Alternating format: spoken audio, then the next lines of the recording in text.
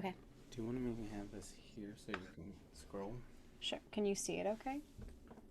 Yeah, it'll die. It'll die. Oh, It okay, needs so to be plugged don't. in.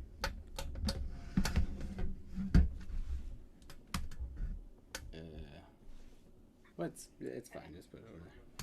All right, live. Can you see it okay?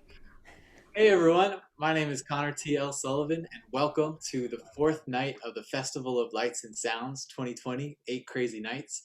Thank you so much for joining us today. We've got an amazing lineup of all different kinds of people and all different kinds of art and music and different genres and styles. And we're here today for two reasons. The first reason is to raise money for the national bailout, and you can find the donation link in the description below. And the second reason is to deepen our connections with our community by celebrating all the different people within it and just being in a community itself. So thank you so much for being here. And I'll tell you a little bit about the national bailout, and then I'll introduce the Corduroy Suit over here, who's hanging out with me. So the National Bailout is a collective of Black-led and Black-centered abolitionist organizers, lawyers, and activists building a community-based movement to support our folks and end systems of pretrial detention and ultimately mass incarceration. We are people who have been impacted by cages, either by being in them ourselves or witnessing our families and loved ones being caged. We are queer, trans, young, elder, and immigrant. So that's the National Bailout, and you can find the donation in the description, and there's also links to all of the artists' social media and everything. And with us today is the Corduroy Suit, Lindsay and Johnny. Lindsay and Johnny met while earning their master's degrees at Teachers College, Columbia University. Lindsay is a music director, pianist, singer-songwriter, and proprietor of private lessons studio Co-Muse.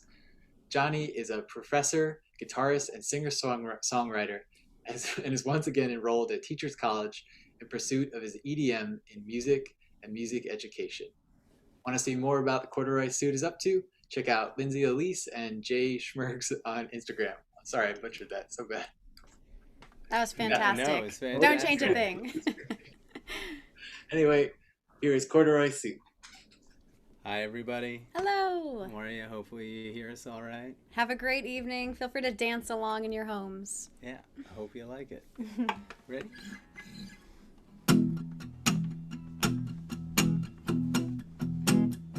The last place I wanna be is anywhere run by you. I don't agree with what you say, don't agree with what you do. And I'll tell you when I disagree. I won't put you down, but are you fit to lead? It's the revival of the fittest, of the fittest. I don't think you're fit. It's the revival of the fittest, of the fittest. Are you fit to lead? And you don't have to agree. Don't agree. We might argue through the break of day. Break it day. Just choose to do so tastefully. Opinions are formed in many years. Honey, keep that temper down. No need to point and blame. You choose what you do.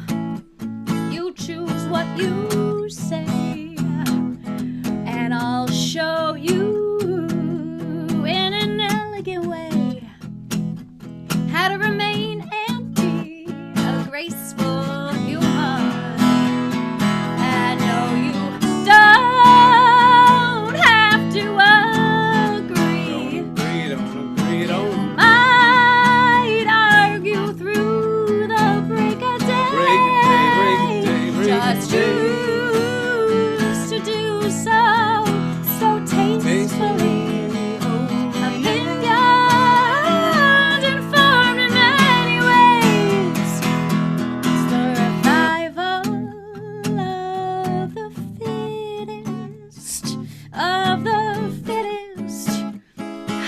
think you're fit. Survival of the fittest. Of the fittest. Are you fit to lead? Are you fit to lead?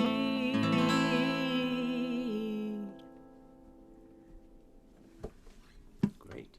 Yay. I thought it was great. It's so weird with these virtual it's so audiences. weird. And We have a dog who, like, kind of Yeah. interacts with us at the end of a song. But yeah, Bruce. So there's our audience. He's clapping. Yeah. Cool. All right. That was an original. Mhm. One of our originals. I wrote that song, I think, last year. I believe last year. Yeah, relatively new. Yeah. This is also an original tune that I wrote, oh man, maybe a couple years ago, but I'm constantly refining it, so still a work in progress. Yeah. All Always a work in progress, Yeah, right? exactly. Here we go. All right.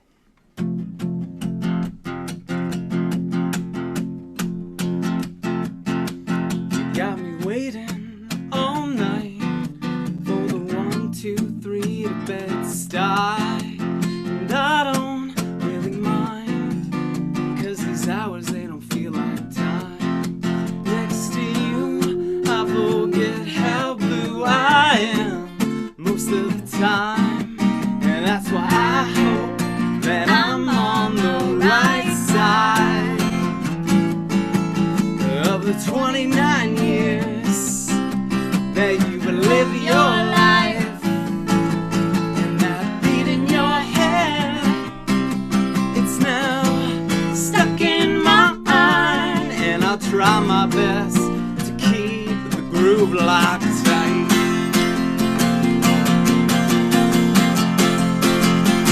Oh, I'm getting to know you. It rejects my routines. It bends back my taste buds. Stinging sour, then sweet. And loving you has become about the only thing I put my mind to. But you're on the fence, up and down, still not sure what you found. Someone restless, rhythmic, melodic, entangled. I'm a little fucked up and half-baked jumble of sounds. And it keeps calling you around till it's the only thing you wanna hear. Oh yeah, Oh, yeah. don't, don't, don't. Da, da, da, da, da. Tight, tight, tight, you hold on me. Tight, tight, tight, this melody. Do you hear that sound? Coming around, shouting your name.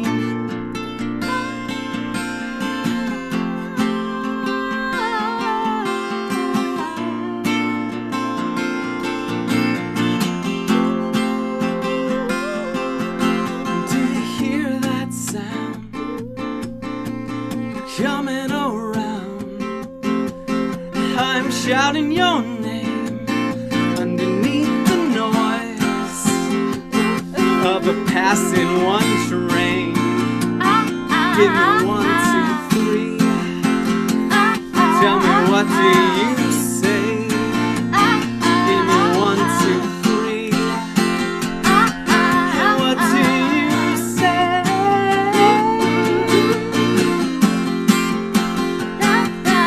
What do you say?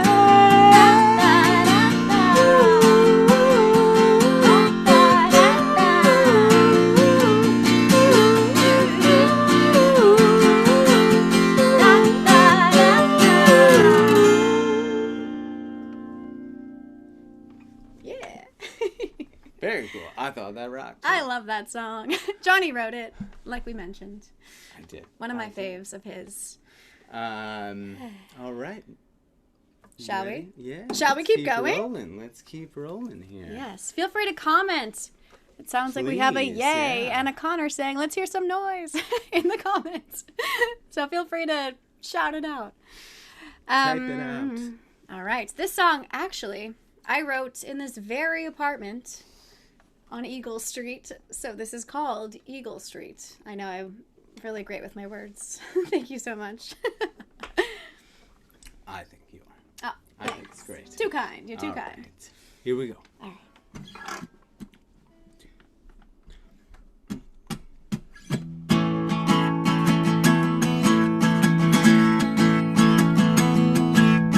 Flying high on Eagle Street, your volcano is next to me, and I miss you, darling, I miss you.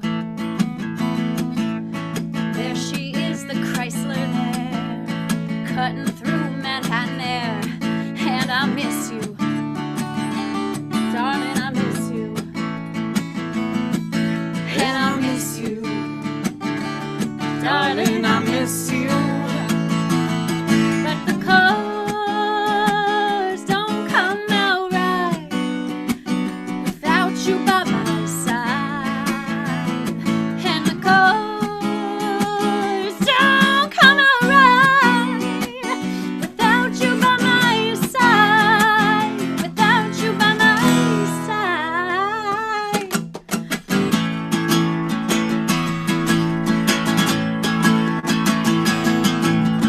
Sipping on that session ale, founders help me spin my tail, but I adore you, babe, I adore you. All day long you've learned to play, craft that game now as I say that I love you, baby, I love you, that I love you, baby, I love you. And the cars don't come out right without you by my side, and the cars don't come out right without you by my side, without you by my side. Woo!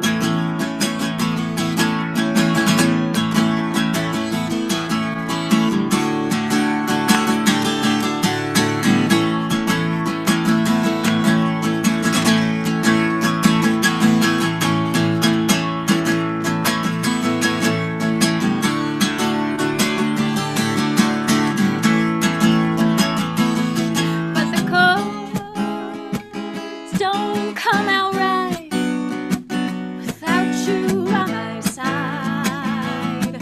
No, the cars don't come out right without you by my side, without you by my side.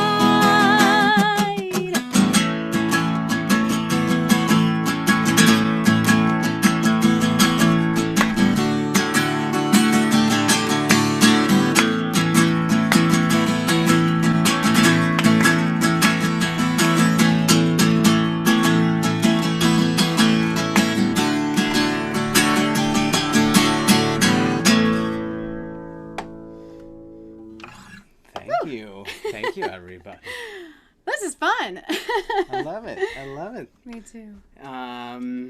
All right, moving right along. Moving right along, why Cool. not? All right, another original for you. This is Golden Gate. As long as Johnny wrote Golden Gate. Actually, I'm from California, so I was like, oh, is this about me? And it was before my time, so no. but still. But it it's a can be great tune. applied, Yeah. Yeah. Exactly. All right, let's rock. Here we go. 2, 1, 2, 1, 2, 3, 4.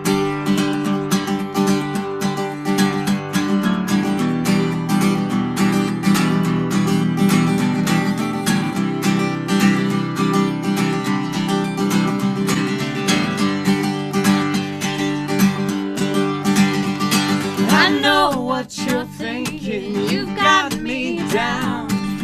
Tired and selfish, bitch with a frown. But baby, I've taken that tip and I pummeled it to the ground. The walls were moving got up and said, tired of killing time till I'm dead. I still got life in me, I've yet to make my bed. And I'm tired of jumping off that Golden Gate Bridge, 'cause there's a line forming to the left, and all of your words and your thoughts and your steps have left me feeling nothing but bereft. And this lady, she used to be mine. I don't remember her face, but baby I'm fine. Babe, I'm a pacifist with all in me I resist. And baby, I'm feeling fine, feeling fine. I sit with my hands closed, waiting for my cue. I'm not trying to make this about me and you, but baby, I've broken through. Don't want it all, won't you see the view? But it's members only, lines out the door, spilling up city blocks, heaven knows what for. You want, but babe, I can't give you any more. I'm tired of jumping off that Golden Gate Bridge, 'cause there's a line forming to the left, and all of your words and your thoughts and your steps have left me feeling nothing but bereft. And this lady, she used to be mine. I don't remember her face, but baby I'm fine. Babe, I'm a pacifist, and all in me I resist. But baby, I'm feeling fine. Oh yeah, Oh yeah. yeah.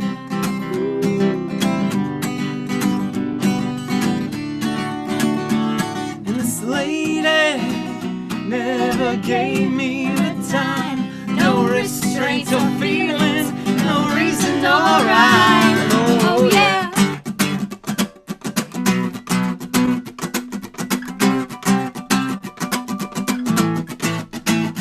Don't you pick on me, Don't you pick on don't me. you pick on me, Don't you pick on baby, me. don't you pick on me, Don't you pick on honey, me. don't you pick on me. Don't you pick on me. This lady, she used to be mine. I don't remember her face, baby I'm fine. With bad thoughts put to bed and blue skies up ahead, baby, feeling fine, feeling fine.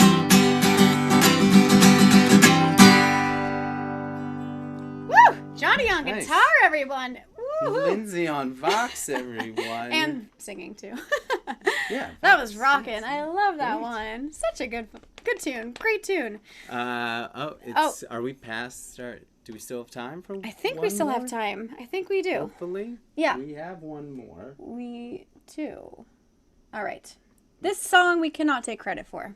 No, but we feel like this is like the only time of year that we can do this song. Yeah, so. you want to switch spots? Are you good? Yeah. Yeah. No. Yeah, you're right. No, you're fine. You're fine. Okay, as long as you can. Logistical things that you don't deal with when you're like on a real stage. Yeah. We're in our home, so we're like, how do we? Anyways. We got 9 minutes left. Oh, great. Perfect. Cool. Perfect. We have two more then. We might have 2 more. We might have 2 more. We might know 2 more songs. Right?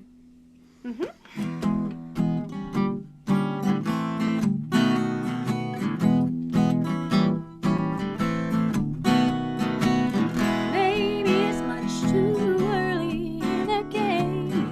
Oh, but I thought I'd ask you just the same. What do you do in New Year's Eve? Who's gonna be the one to hold you tight when it's exactly 12 o'clock at night?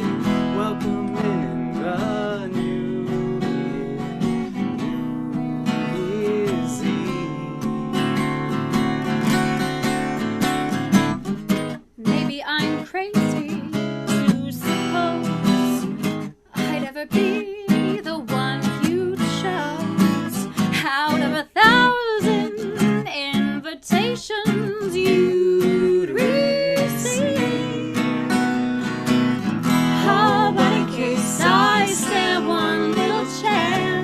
Here comes the jackpot question in advance.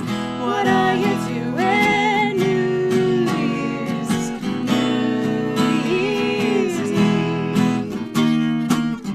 Maybe I'm crazy to suppose I'd ever be the one you chose.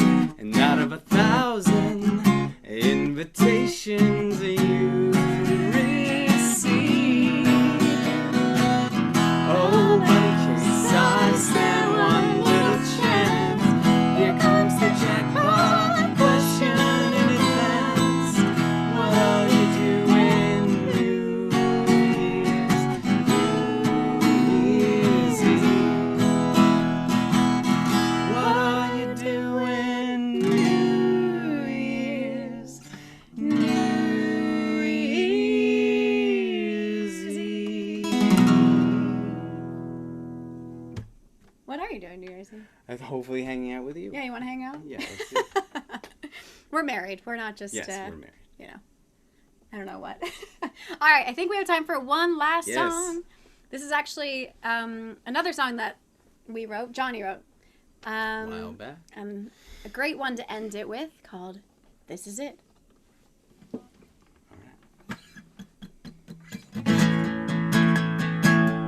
Oh, and I just want to say thanks again to Connor Yes. and this whole the whole festival for inviting us to play Yeah. for a great cause and Donate. please, and thanks for listening, everyone.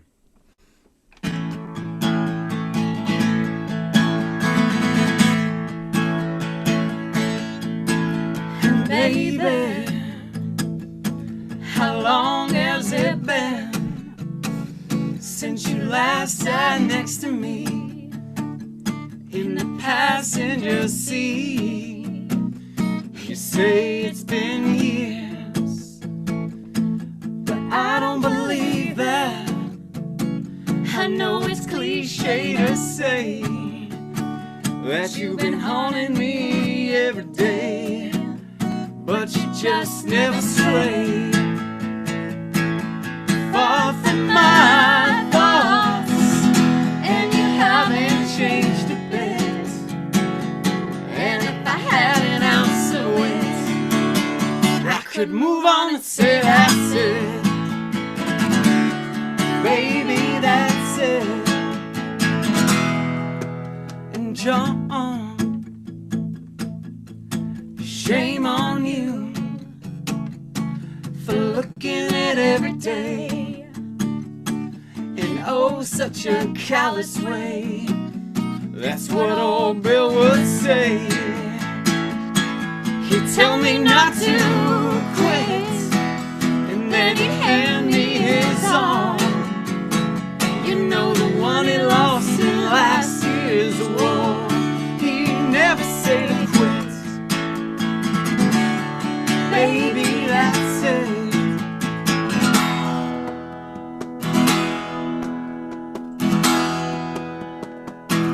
Did you know I used to play? I know you used to play Till my fingers turn raw every day. You know what I give to have that back, the pain, the twinge, and it feeling it back. You gotta deal with what you like. Oh, oh, oh, oh, oh, oh, no, no, no. Oh, yeah. And it's all you can do. We're not alone. Baby, it ain't just me and you. Chin up and we'll make it through. Oh, babe, I hope that's true. Can that be it? Do I want that to be it? Do I want that to be it?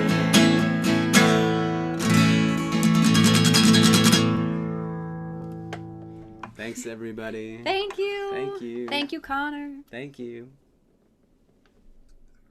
Hey, that was awesome. That was so much fun. Thank you. Thanks. Wow. I would love to hear about So we're kind of, I love having a little chat with the artists after they perform their set and just like asking them about their creative process and stuff. So I'd love to hear about the process of how each of you go about writing songs and writing songs together as a team. Oh You want boy. to take this one? Sure. I think it's never the same recipe. It's always a, I feel like a new experience with each song. Sometimes I'll come to Lindsay with the bones of a song, maybe a couple lines, and a faint idea of what else should come, and then Lindsay helps fill in the gaps, and then sort of vice versa that happens. Yeah. But I don't know. I think it's interesting with like the song that we just did. That last one was a song that I wrote maybe like originally 10 years ago, and it keeps on changing. And Lindsay definitely helped sort of flesh it out and imbue it with this totally new vibe. So sort of like we said with the earlier songs, I feel like it's always a work in progress, and we're constantly trying to evolve them, and we're always open to changing things up. Yeah, what is it like to, unless let's say you wanted to answer too. Sorry, I didn't mean to. Sure. Yeah, just to add on what Johnny was saying, often I get ideas from playing other artists' music and then like messing up. I'm like, oh, actually, that could kind of work for something completely different from Yeah. the song that, like the cover that we might be doing. Um, I find that to be really um, awesome to just lean into mistakes and to not run away from them. That's definitely a part of songwriting too. Is like, oh, that part doesn't sound so good, but that part does, and, Yeah, and taking what you can with the good. definitely. Wow, that's really beautiful. That's something I have to work on myself.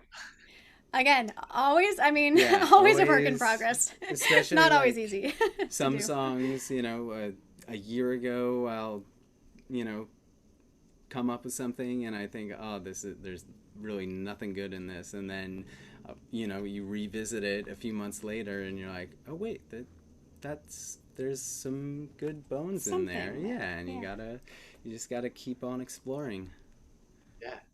Do you notice, do either of you bring certain creative perspectives or styles when you're writing a song, or whether it originates from one person or when you're reflecting on the idea that's originated from the other person?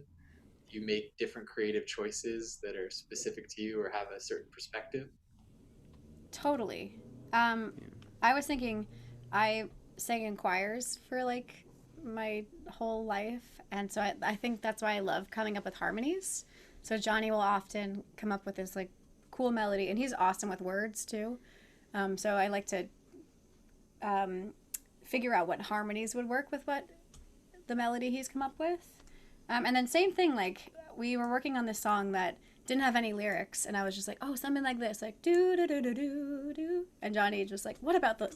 I can't remember what the lyrics were, but it's interesting to see that like my choral, more traditional background, plus he's like a rock and roll, like Bruce Springsteen guitarist. So yeah, I think it's cool to blend our different backgrounds together. Yeah, Yeah. definitely.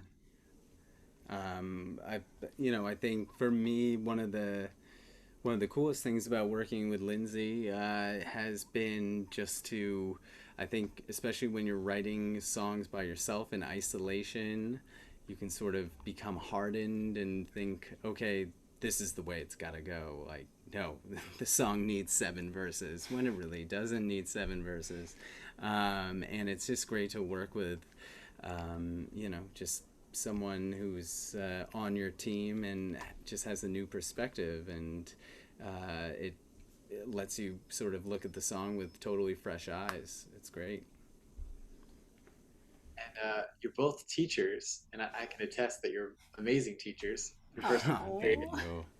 you. and does your experience as a teacher influence the way that you think about your own music or performing or just music in general? Definitely, Absolutely. definitely Absolutely. it keeps us on our toes. I was actually just working with a student earlier this afternoon, and there was I think it was like an E augmented 7 chord that was in the song that she wanted to learn, and I had no idea how to play that chord, but I was like, let me look that up. So we're always constantly involving how we play and sort of building up our skills. And to think about how people learn too. That's what I love about teaching, is just seeing the process of someone understanding new concepts. And I've been reading, I highly recommend this book, Made to Stick. And it talks about what ways are really good ways of teaching and learning, and coming up with like practices for yourself. So in my own practice, I'm like, oh, I need to practice what I preach and put my theory, into play. So it's been, I feel like in the pandemic, even though it's been like a weird time, on the flip side of things, like we've been able to practice so much more and to be very thoughtful about how we sing, our warm-ups that we do, the different scales on like guitar and piano. So that's been great to build into as well. Yeah. Nice. Well, thank you so much for being here and for those jams that you played. It was such a beautiful mix of exactly what you were talking about that like rock and roll, like made me want to dance, with like the beauty of those harmonies and that classical background too. It was just a really lovely combo, and thank you so much for being here and being a part of it. It's really awesome. Thank you for Thanks having for us. having us. Yeah, this is a blast. So thank you. Enjoy the rest of your night, everyone. And don't forget to donate. Yeah, thank you. Cool. All right. Take care. Next, we're Bye. picking up Juliana.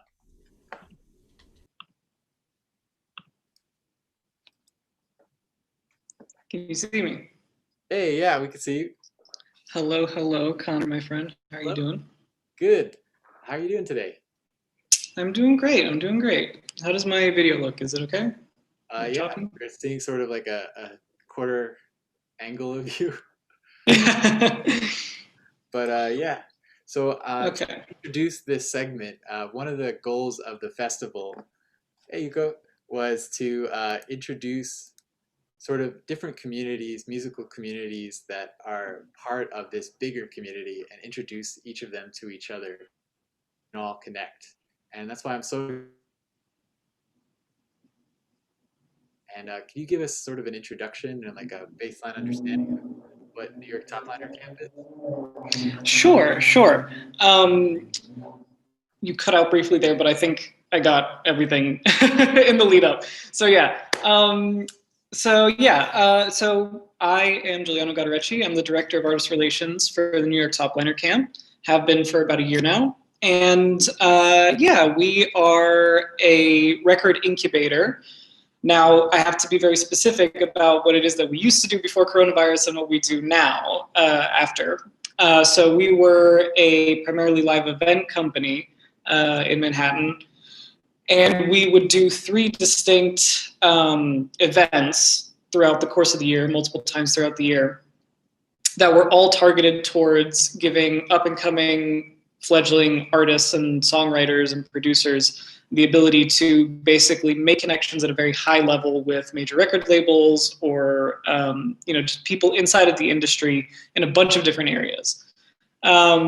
So what we would do is the actual New York Topliner Camp that we would do was a 3-week record incubator program where we would have 32 people, and we would have we'd have 8 teams of 4 people, 2 producers and 2 singer-songwriters, who would basically have 3 weeks to make a song, and we would have 4 different judges who are all industry professionals in the city. So we'd have a vocal production coach, mixing and mastering coach, we would have songwriting coaches, and production coaches come through, and basically along the process, they would help people sort of hone their songs, and they would learn from them and sort of create a finished, polished product with studios that we would partner with in the city, and music production schools that we would also partner with in the city. Then after the 3-week period, all 8 teams would basically have like a showcase event where they would tell a little bit about their song, the meaning behind it, why, what went into the recording, and then unveil it to an audience. The last time we did it in February, in late February, we managed to sneak it in right before coronavirus was a thing. Thinking back on it, it's kind of insane. We packed the Chelsea Music Hall. So we had like 300 people in a confined space, and now thinking back on it, I was like, goodness gracious, that was probably not the best time for that, but no one knew. I was at that one, actually. Yeah, exactly. You were there, you saw it. So we have, for that event in particular, we had the senior vice presidents of A&R from Republic Records and RCA Records come out, and we also had a good A&R friend of ours from Def Jam come out, and they were judges, and basically people would get live feedback from these A&Rs. A&R, for the the uninitiated, would be artists and repertoire. These are the people that actually find artists and sign them and grow them and all of that. And so, so we had them come through, and they were very gracious with their time, and they gave live feedback, and we had a big crowd there, and everyone was invested in the songs and repping the people that they came for and all of that. It was a really fun time. And we were planning on doing a couple more this year, but obviously things changed, so we had to change with the times. And what we decided to do was we started a Discord server a few months back, about 5 months ago. And that Discord server was specifically created to mimic that same sort of live event feel that we would have with the events that we would do. But it would, have a purely online element to it. We would be able to, we had to sort of change what we were doing. So we had the Topliner event, which was a very large event. Then we would also have one called Move Your Music, which was about the business side of music. We sort of think of it in a 360 holistic way. So the Topliner Camp was making the music. Then Move Your Music was all about, well, now that you've got that music, how do you make money off of this music? So we would have entertainment lawyers come through. We would have different people in the music industry, on the business side of things come through and talk about, getting signed, sync licensing, all of these different aspects of artistry to actually get paid for the music that you make. And then we would have a festival over the summer called Alumni Fest, where people could actually come and perform the music that they made. And sort of, there would be other little presentations and things going on simultaneously, but mainly it was for people to perform their music. So it's sort of like all the way from inception to the stage, we would walk people through the whole process.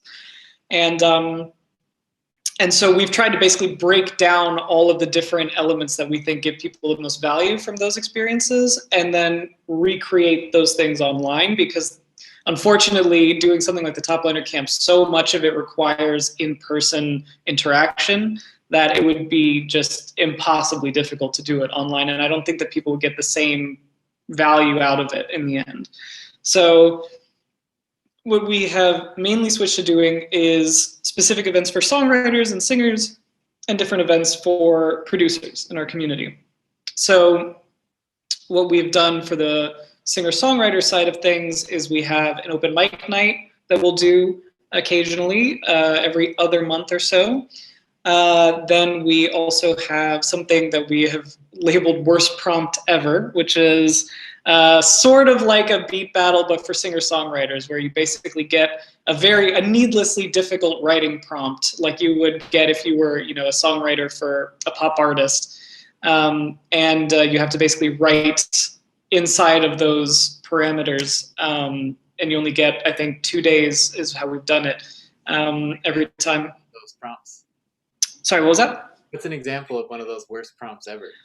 So we had one that was basically write a song from the point of view of a fictional character, but you can't name drop in the song. The name of the song is the name of the character, but no one can know that until after everyone guessed who it was about based solely off the lyrics. So the lyrics had to basically be specific enough that people could understand who it was talking about, but it couldn't actually name drop anyone in the show or movie so that people would know, just by context clues, who they were talking about. And so then we had people basically like guessing, and that was part of like, in terms of who won at the end, it was like did you get that, character across in a way that made sense in the lyrics without having to name drop them, and then, how many people guessed it correctly along the way. It was a lot of fun. So we do those things for singer-songwriters in our community. And we've been doing monthly beat battles for all the producers in our community. And we have been super stoked to do that because we've gotten some really cool people to come through. We've had some major artists come through, I always feel weird sort of like name dropping because I never know who knows what artist, but we've had some pretty big ones, like Robotaki is a very large artist in the electronic music scene. We've had a few people, if anyone is familiar with Kenny Beats beat battles, that have been going on now for a few months, have become quite popular on the internet. We've had a few winners from the Kenny Beats beat battles come through who are really awesome. We've had, in partnership with a music production school, 343 Labs, we've had this amazing artist Tatro, and he's also sort of an influencer, I guess you would call it, but he has a very instructive Instagram page and YouTube channel where he sort of teaches people all about music production. We've had quite a few really cool people come through and guest judge and participate in these events, and we've been able to, give a lot of fledgling producers a lot of shine and also a lot of opportunities to then even collaborate with some of the people that we get as guest judges. We try to come up with a whole bunch of cool prizes for everyone at the end. I'm also very proud of the fact that our last beat battle of the year, which was last month, was also a completely female beat battle. So we had a female judge, the amazing producer Gnarly out of the UK, and we had an entire roster of female producers who, for those who don't know, female producers apparently make up only 2.1% of the producing community. So it was a very small target to hit, but we hit it, and it was a very lovely evening, really good talent. And if anyone is interested, you can see on our Instagram page, if you follow us there, we have all of the winning submissions there, and on our SoundCloud, we have all the different submissions for each event if you're interested in hearing them. Cool. During all of those events, I wonder, what have you noticed that the different artists, whether they're a songwriter or producer, what have they been captivated by the most, or what do you think they've learned from those experiences? So yeah, that's a good question. We actually think really long and hard about we call it sort of the 3D aspect of these types of events. So when you're doing something in person, I think a lot of the allure of an event can be just being with other people and feeling that energy in person. But when you're doing things online, you kind of have to think of it in terms of an audience, a participant, and then on your side, the show that you're putting on. And so you have to sort of bring in a very multifaceted element to whatever you're putting on to actually make it worth people's time, and frequently money as well, as little as it may be, sometimes $5 here, $10 there, but you still want to make sure that, people are getting as much value out of whatever you're doing as possible. So what we do is we think for like the beat battles, for example, this is an opportunity for a lot of people who maybe don't feel like they're ready to release music professionally yet, whatever that means. I think a lot of people still think that, they have to be, unless they basically get a major label release or something like that, they're not a professional musician. That's not true. Nowadays, the landscape is entirely different. And so some people, for whatever reason, they'll just be waiting and waiting to release music because they're like, oh, well, I don't have, a top tier vocalist on this track, or I could tighten up the production a little bit. So what the beat battle does is, because we only give people 24 hours in these beat battles to actually make their submissions, it forces them, if they want to participate, to think very quickly, output stuff very quickly, and not think about the back end, how it's received and everything else. And through that, we've actually had a lot of producers. We even had one person win who had never even released a track before. But he was incredible, and this sort of gave him a little bit of a push to be like, oh, okay, well, everyone really liked what I put out, so I guess I must be ready, whatever that means. Yeah. So Yeah, that's sort of one element that we look at, and then of course we have voting that the actual like audience can do, and they help us choose at the end. So there's a little something for them along with the music, and then the prizes are what we like to give out to give back to the community as a whole. Nice. So we're running out of time, but I just have Absolutely. one more question. I would be remiss if I didn't mention that you yourself are an amazing producer. Oh, thank you. Your music and really loved it. And I'm wondering if you could talk a little bit about what are some creative ideas or challenges that you're really excited about in your own music, whether or not they're influenced by the work that you do at New York Topliner. Yeah, well, I mean, I've been into music since I was 14. So now that is in a couple of days that'll be 14 years ago. Yeah, I've always just been in love with music, and I love all genres. I love sort of all aspects of music. I think it's really lovely, and in my own artistry and as I've sort of moved along over time, I've definitely found that like the role I used to play lead guitar in different bands, and then I realized over time that I actually really enjoyed the sort of production side of things a bit more, and I liked helping other artists to achieve sort of their vision that they couldn't do by themselves. And so I've had the opportunity to work with you in the past. I've had the opportunity to work with a few other people in New York, and help their sort of visions come to life with a more technical skill set as well as a musical skill set. And I think for me, I've always just been super into the technical side of it, and I've gotten more so over time and really loved just fully hunkering down in the production side of things.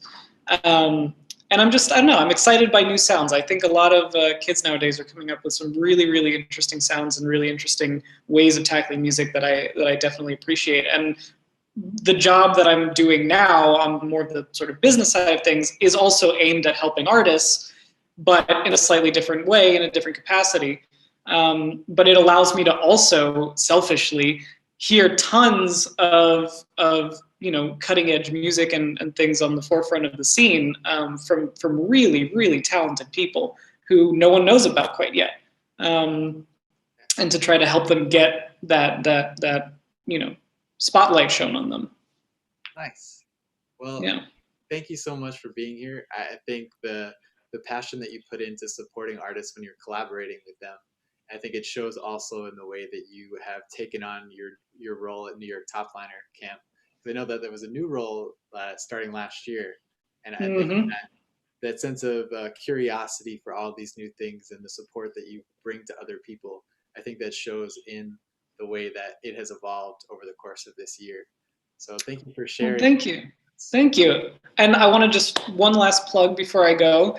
So for anyone who has ever wanted to talk to a multi-platinum Grammy nominated artist and producer, we have the incredible Imad Royale coming through our Discord the 16th, so next Wednesday at 7 p.m. EST. And he's basically going to be doing an interactive Q&A, sort of like if you've ever seen Inside the Actor Studio, that kind of format. So I'll be interviewing him for the first half, and then we'll be getting questions from everyone who RSVPs by this Friday to ask him directly for the back half of the event. And he's someone that's produced, hits for Panic at the Disco. He's produced for Doja Cat. He's an Atlantic, actual signed, producer who's got a lot of hits on the radio, and he's coming through to give people some very in-depth knowledge about, sort of making it through the music industry and how he made it through.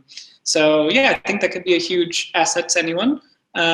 So yeah, feel free to follow us at New York Topliner Camp _ on Instagram, and we'd love to have you guys in the community. Awesome. Yeah, and that link the Instagram link will be in the description below already. And Thank you. We can put the link to that Discord into the comments as well. And absolutely, I'll put it there myself. Yeah, cool. Well, thanks so much. And thank you. We're welcoming our next act, Yuko, on to the screen now. Okay, bye, Connor. Thank you, everyone. But yeah, thanks so much for being here.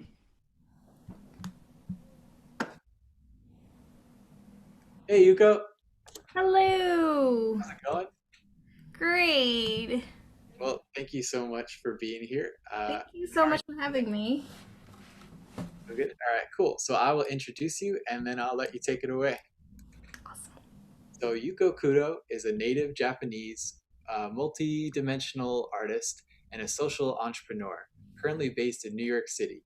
She uses art and storytelling to create community while reminding people they are not alone. Host of Love, Live, Life podcast, the conversation about art, peoples, and social good. He has been facilitating the creation of collaborative educational spaces focused on the intersection of art and activism. Her upcoming show, I Came Here to Be Love, will premiere in February 2021. All right, Yuko, take it away. Yay. Hey, everyone. Thank you for being here, and I'm just gonna start singing right away. Okay.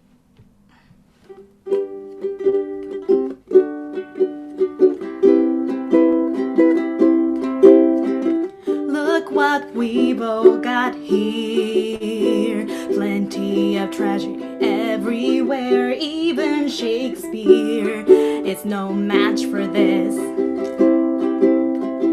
I don't wanna cry out loud. I'm trying not to fall apart. If I let go, can I stand again? And I hear music outside the window, and people singing the song of hope. Then I hear, look up, wake up, it's a brand new day. It's a brand new day.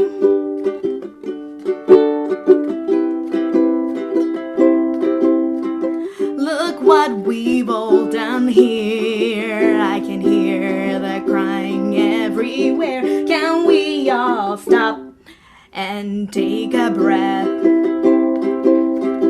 It doesn't matter where we are from.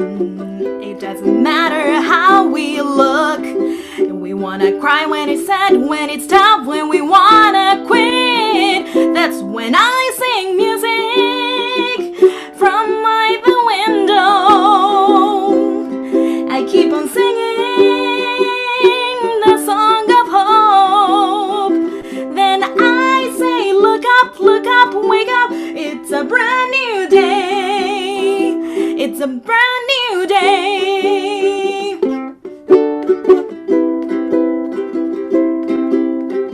There's a light inside this darkness. There's a hope inside this sadness. There's a dream coming out of this mess. So I choose with love.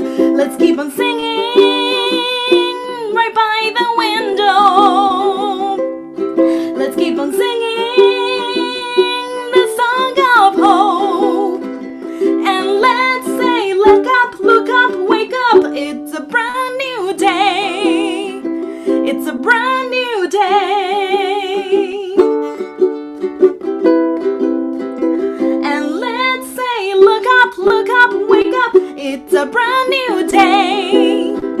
It's a brand new day. Hello, everyone. Thank you so much for having me at this festival. I am so excited to be back. Thank you, Connor, and thank you for all the beautiful artists for being here, and thank you for supporting this fundraiser. And like Connor said, I'm Yuko, and I'm here in Harlem. And this morning, I just remember that last year this time when I was participating in this festival, I had no original music written, and so I'm very excited that everything that I shared today is original music. Yay! A lot of things can happen in 1 year, so it's very exciting. And speaking of a year, this year has been very interesting to say the least. And the first song was inspired by the 7 o'clock cheer in the beginning of the pandemic. It was very inspiring for me, and yeah, it was the moment that art and music and people can really support each other, and that was very important for me. And the next song I want to dedicate to those people in my life who are strong people, right? People who are always making sure that everyone is okay, people always texting you and calling you and say like, hey, you're okay, hey, everything good, and they don't really talk about themselves much. So the song is for them, and it's called I'm With You.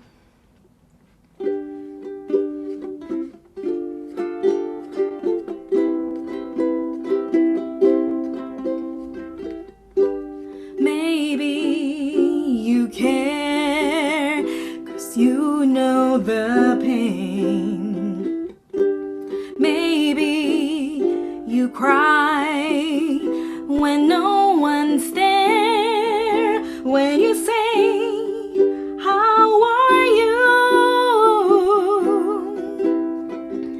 I know you mean it.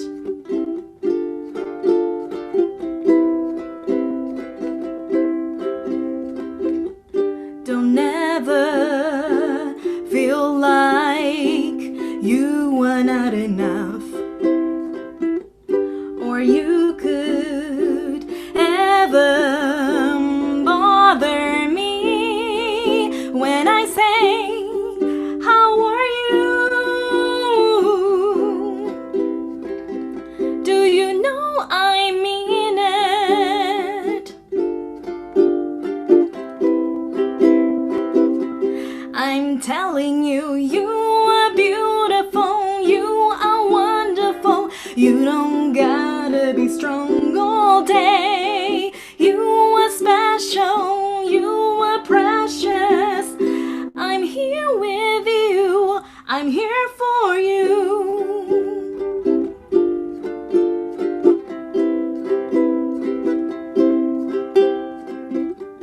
When you smile, that brings a smile on my face.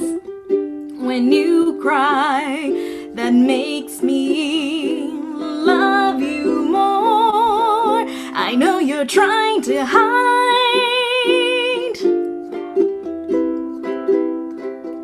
You know I'm here for you.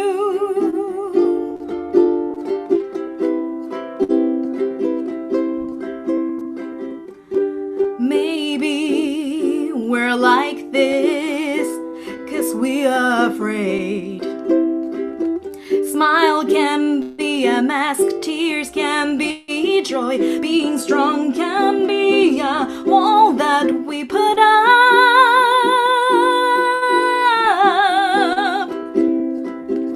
Can we all let that go?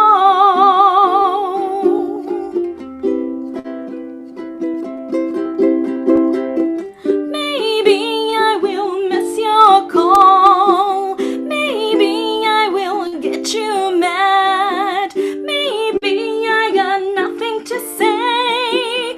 Maybe I will hide from you, but I hope you know. I hope you know I'm grateful for you.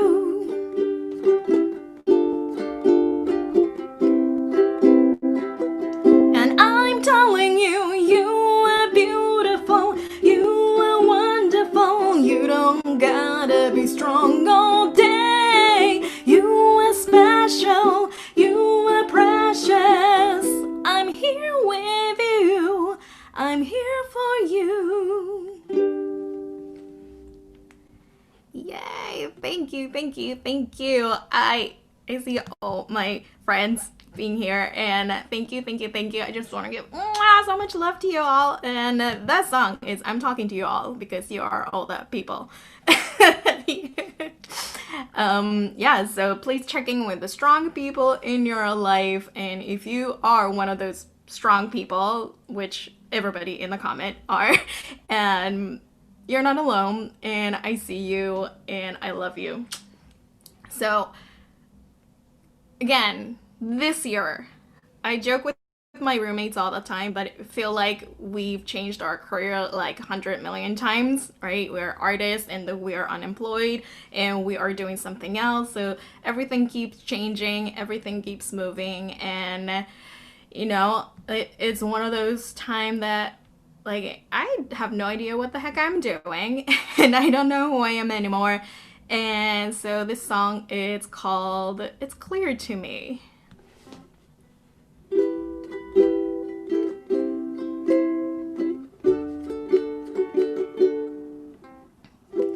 Who am I? You're asking every day. Looking for something to live for all over the place.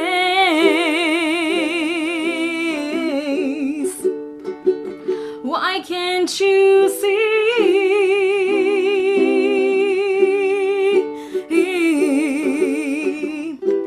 Where am I? You're looking everywhere. Looking for an answer to prove that you're here. Why can't you see? There is no place you need to be. There is no one you need to be. There is nothing you need to do. It's clear to me that you are love. That you are love.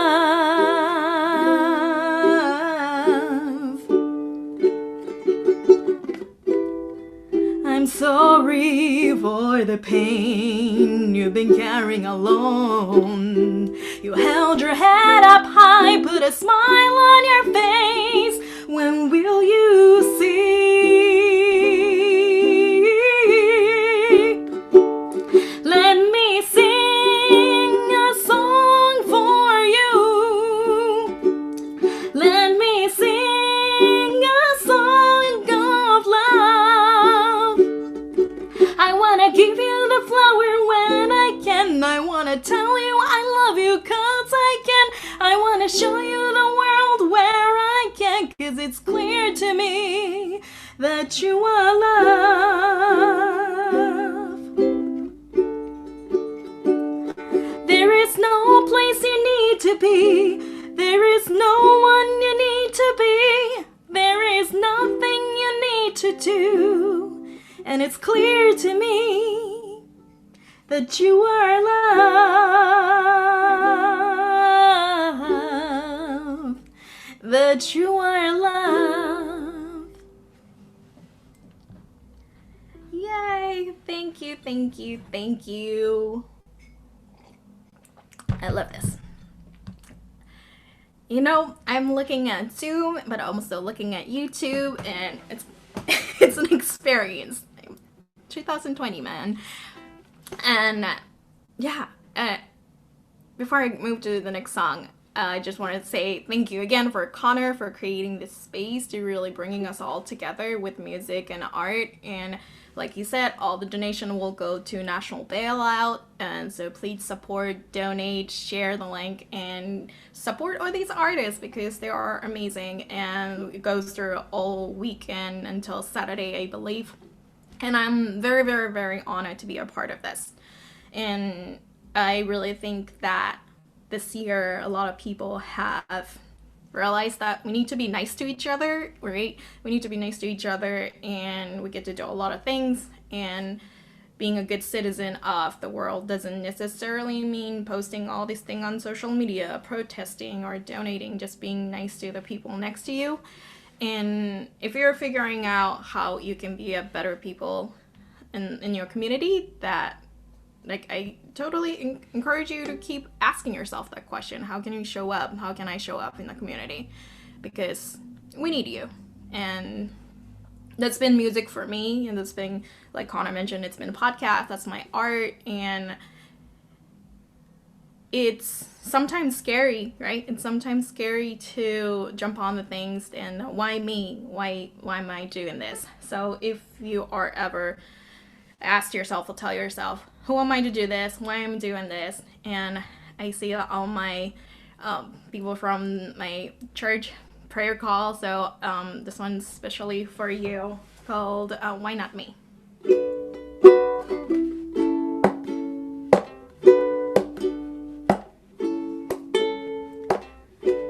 Afraid of what's inside, afraid of what's unknown, afraid of voice that I hear, it's too much. I keep asking why me.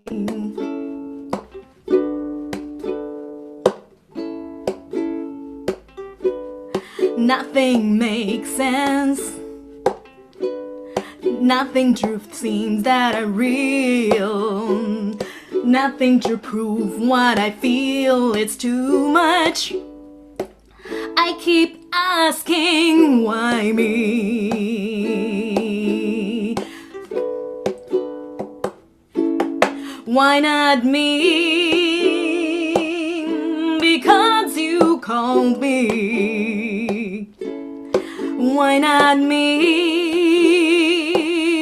Because you love me. Why not me?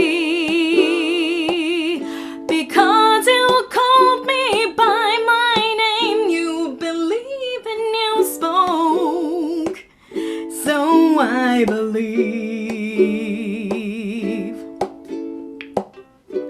How dare I follow this path?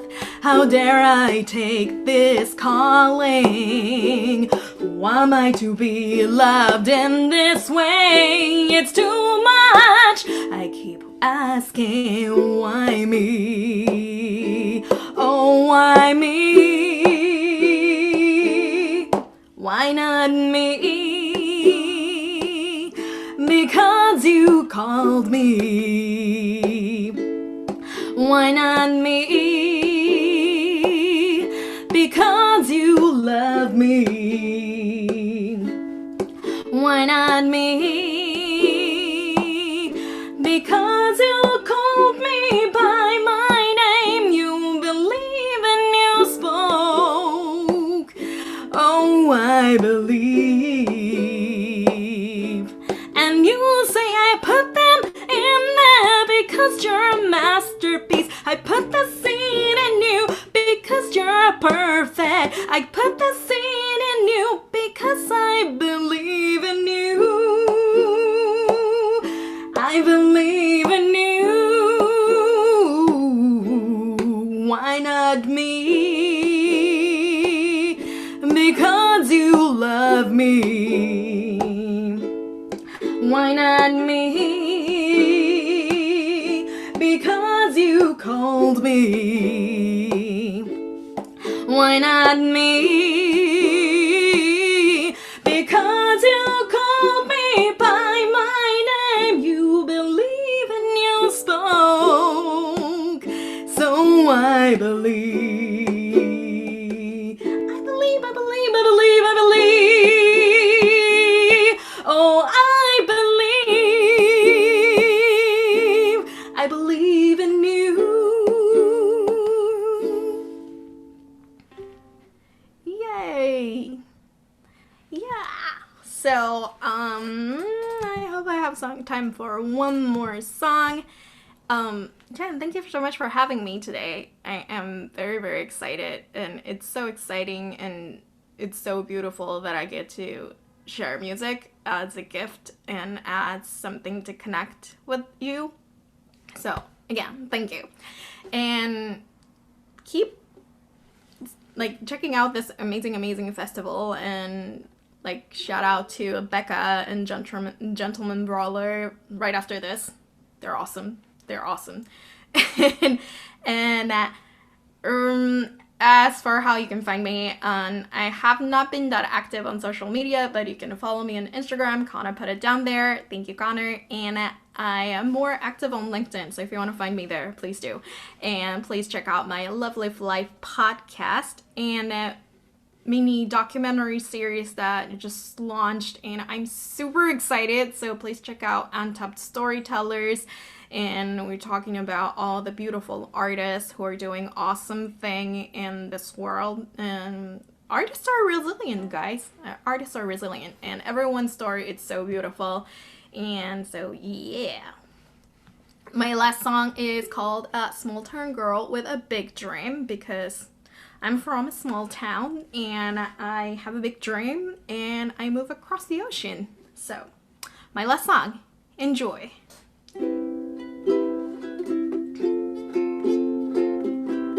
And thank you everyone for all the love. I appreciate you so much. You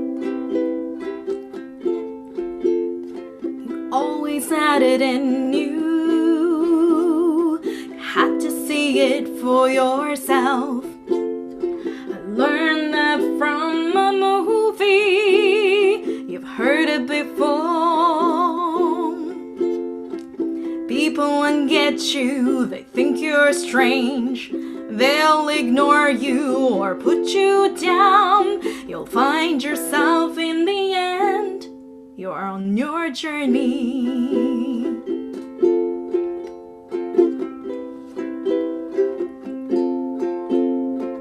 People will tell you you won't make it through. I learned that from a movie. You've seen it before.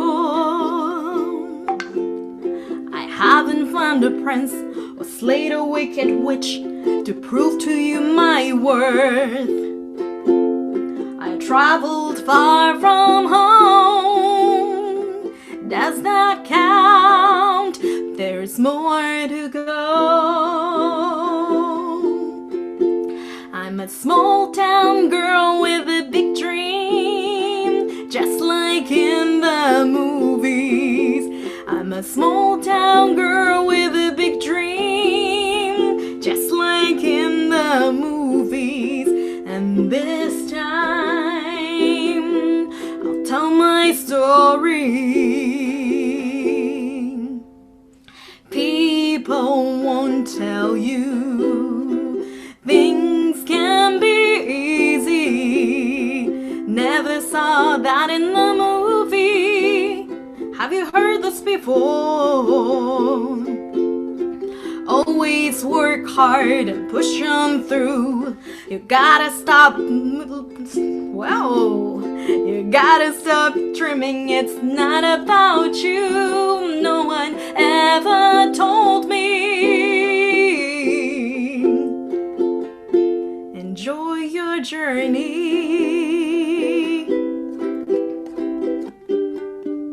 There's no movies like mine.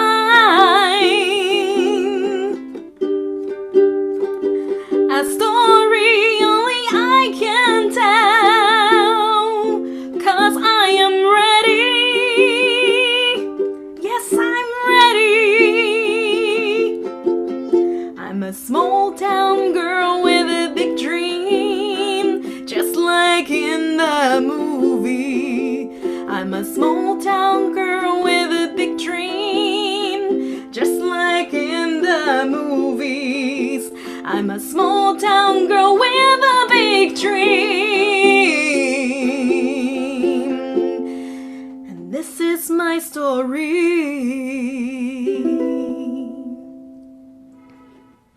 Thank you, everyone. Thank you, thank you, thank you.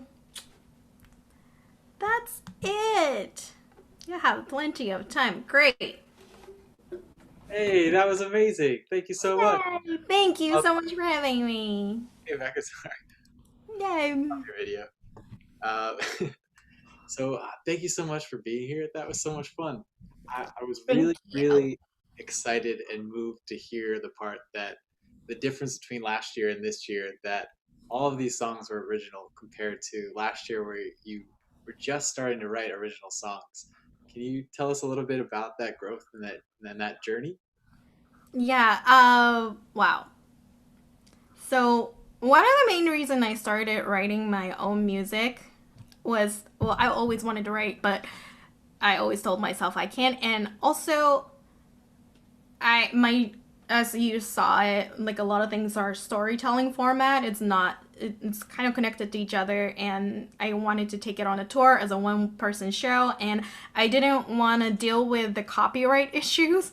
So that's one of the main reasons that pushed me to start writing my own music.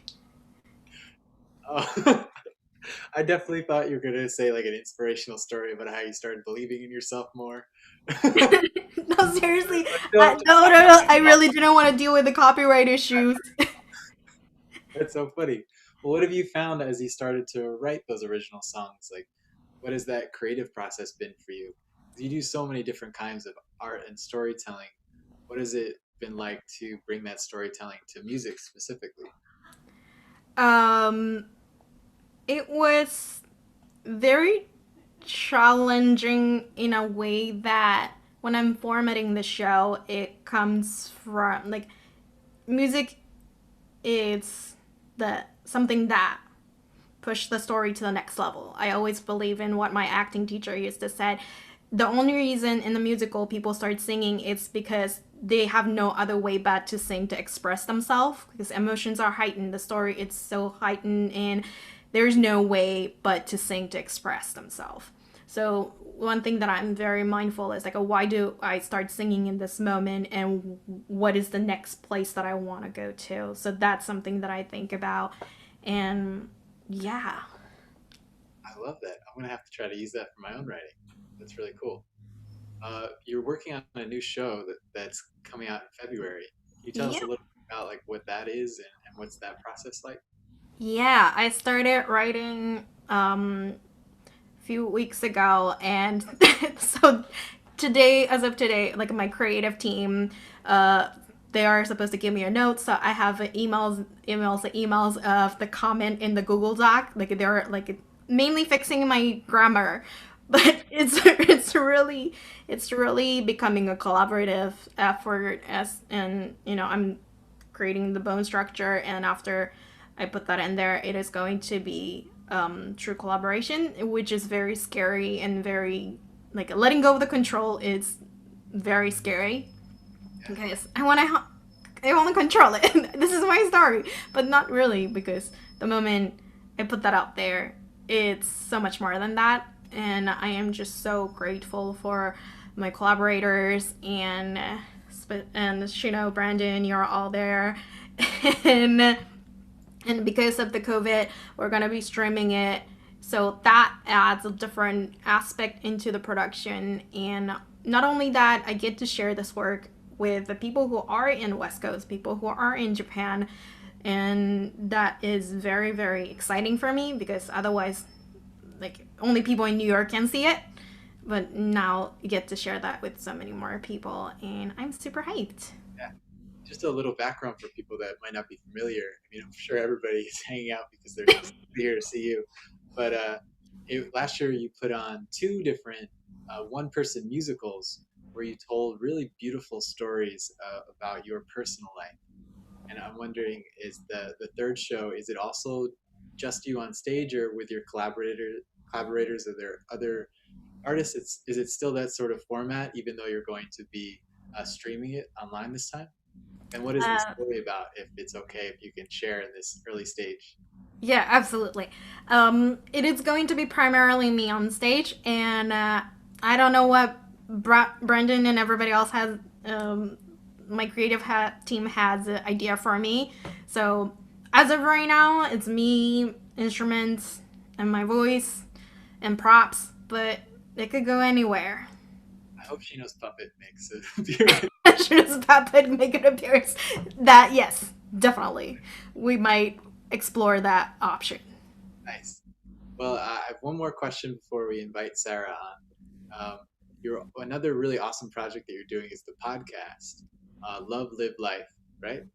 Yep. And it's very similar to this festival in that it has all these people across different disciplines and kinds of art. And can you talk a little bit about what it's like to talk to all those different kinds of people, and anything that you've learned from all of those episodes and interviews and conversations that you've had? What are some Absolutely. for the lessons that have stuck out? Sure. Yeah, so as Connor said, it is Love, Live, Life podcast. It's a conversation series about art and people and social change. And my primary goal for that is really focusing, yes, shedding light on what they're doing as an individual organization, but also reminding people that they are human first. And I truly believe that as long as we don't connect as a human being first, no mission can go any farther. So it is very, very exciting to hear from each and every one of them, no matter who they are and what medium they are in, their desire to do something good for people, desire to do good something for the society, and really take care of themselves, and coming from the place of love, and they're really treasuring the personal relationship in their own community and their own family and themselves. It is very humbling to hear that, especially people who are doing like incredible work, and it's like, why are you on my podcast? But like, it is very, very humbling to see like, oh, they have their own personal journey and they're human first, and this is something that I can connect with.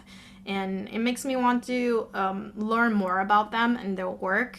And I think that's something I'm very, very like. I think that's who I am. I think I go from their human story and their life journey first. Then, oh, I'm super invested or like super interested in this person, and I want to know more about this person's work. And yeah, so it is very, very much like a human first. And I'm just so honored and grateful to be doing that. Yeah. Well, that makes so much sense. I want to really honor and affirm that aspect of you of treasuring human beings first and making people feel like humans.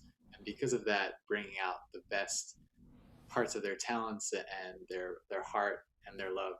So thank you so much for being here, Yuko. Thank you. Appreciate you. Yeah. Thank you so much. Yep. Take care. Talk to you soon. All right. Next up is Sarah. Hey, Sarah. So Hey, Connor, how are you? Good, thanks. How about you? Good. This is amazing. Everyone's so talented. I'm so impressed. Yeah. Well, thank you for being here. Speaking of talented people, one of the goals of this festival, besides all this music, was to try to just try to bring in other kinds of ideas and art forms. And we're also raising money for the national bailout. And I thought it would be really awesome to bring in people who have an understanding of civil rights laws and just kind of experience in those areas to talk more about what that is and kind of bring some of that knowledge to the festival so that we can all learn from that. And so that's why it's such an honor and a privilege for you to be here. And I'll read your bio real quick, and then we'll jump right in. So Sarah is a Chicago-based civil rights attorney who thinks prisons are bad. She grew up in California and lived in Boston for 9 years, where she attended Boston University and Harvard Law School. Sarah has worked in prisons in Massachusetts, Missouri, Georgia, Alabama, and Illinois. She currently works for a nonprofit legal services organization where she advocates for the civil rights of state prisoners with a focus on incarcerated women. Sarah, welcome to the festival. Thank you so much. So I'm going to start with, we're raising money for the national bailout. And I was wondering if you could talk about what is money bail and why do people have a problem with it? What is it about it? Sure. So I guess I'll start at a really basic level. So people probably know this already, but when someone's arrested for a crime, they will usually be taken to jail. And once they're in jail, they can either be let out on bail or held if they can't afford to pay. So bail is essentially an amount of money that these people are putting up in exchange, kind of as a promise that they're going to show up in court. And if they do, it gets returned. If they don't, the money's lost. So that kind of seems like an intuitive idea, but if you think about it even a little bit, it's really clear how the system disadvantages people who can't pay. So essentially, if you have someone who is in jail, has yet to be convicted of a crime, and who can't pay bail, so usually poor people, people of color who just can't come up with the sometimes thousands of dollars to essentially buy their freedom for the time being, then they're stuck in jail. And that is a big problem for a lot of reasons, some that are pretty intuitive and some that you might not think of right off the bat. So first of all, being in jail is traumatizing. You're separated from your family, often minor children. You can't go to work, so you're likely to lose your job. You might lose housing. All these consequences can come from being in jail and not being able to pay your way out. And again, this is before you've even been convicted of a crime. And even beyond that, what some people might not realize is being in jail and not being let out on bail will actually make your outcomes in the criminal legal system worse. So maybe if you're charged with a minor offense and you find out that you can't make bail, but you find out that if you plead guilty, you'll get time served. So you'll get to go home anyways. Maybe you will plead guilty even if you're not, or even if you had a good case in court. And you'll end up with all the collateral consequences of conviction, like losing housing, losing your job, losing public benefits. And let's say you don't plead guilty, you do go to trial. When you're in jail, you just aren't able to meaningfully participate in your defense in the same way as you would if you were outside of jail. So essentially people who can't pay, who again are people who are poor, people of color, are kind of trapped in jail, not just for the duration before their trial, but often they'll end up getting worse outcomes, longer time in prison, and all the collateral consequences, like I said, that go along with a conviction. Wow. That is so much for one, yeah. one thing. Yeah, it's bad. Yeah. And that's why we have bail funds, right? Can you tell us more about what bail funds are? Sure. So bail funds are really amazing and really, I think, unique as a type of charity or a type of a way to give money. And that's because what a bail fund does is essentially, instead of an individual, like a low-income community member, having to come up with the money to set bail, the community comes together, they raise money, and they're the ones who actually provide the money to let the person come out on bail. And like I mentioned before, if you're out on bail, you show up in court, that money will go back to the community or back to the person who put up bail, minus some like court fees and everything, which are a whole other issue. But minus the court fees, that money goes back. So donating to a bail fund is really a fantastic way to see your money used time and time again to bail one person out, and then after that, it just gets reused to bail as many community members out as possible. I love that aspect of the whole community coming together to help whoever's in need in that community. Do you know of any other, I'm putting you on the spot, but do you know any other kinds of ways to help that have a similar kind of collective response to these problems in either the legal system or in other areas? So I don't have like a specific organization in mind or anything that might apply nationally. Like I'm based in Chicago. I know you and a lot of people are in New York, but there are, honestly, if you even just go to Facebook, you'll find community groups of people with, say, incarcerated loved ones who really mobilize and work together to engage in grassroots advocacy. I'm sure, depending on where you live, like a quick Google search will come up with these really incredible groups that are led by community members, led by women, people of color, who kind of are really in tune with what's happening in the communities, support each other through both in practical ways and just in terms of emotional support, because having loved ones in jail and prison is a traumatizing experience, especially right now. So yeah, they're out there if you look for them. They're so local and community based that I don't know if I could necessarily give something that would apply to you, for example, but they're out there for sure. Yeah. Well, that was really helpful to have that explanation of bail and bail funds. Can you tell us more about the work that you do specifically?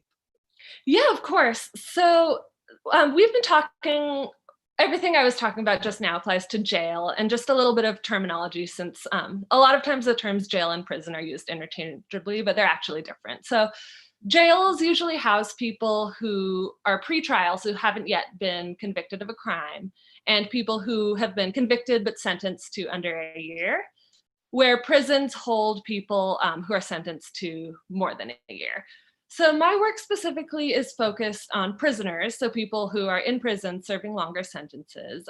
I work at a nonprofit that does civil rights work. So we do both individual cases on behalf of people who've kind of been harmed by the system.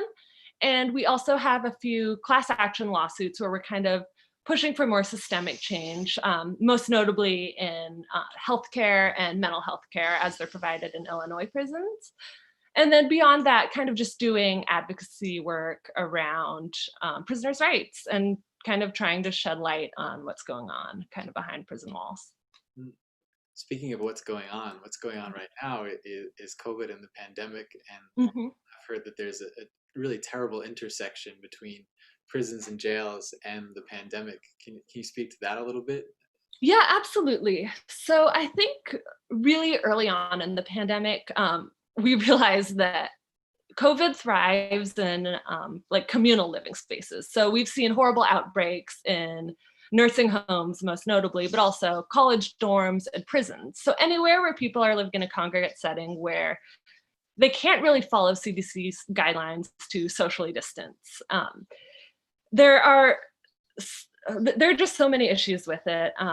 Inadequate testing specifically of guards, actually, who are the ones really bringing COVID-19 into prisons, because otherwise it's kind of an insular community. So people who are prisoners aren't leaving, they're not bringing COVID in. But issues like that are really terrible because once COVID is in prison, there isn't enough space to isolate everyone who has it. There aren't enough tests to go around.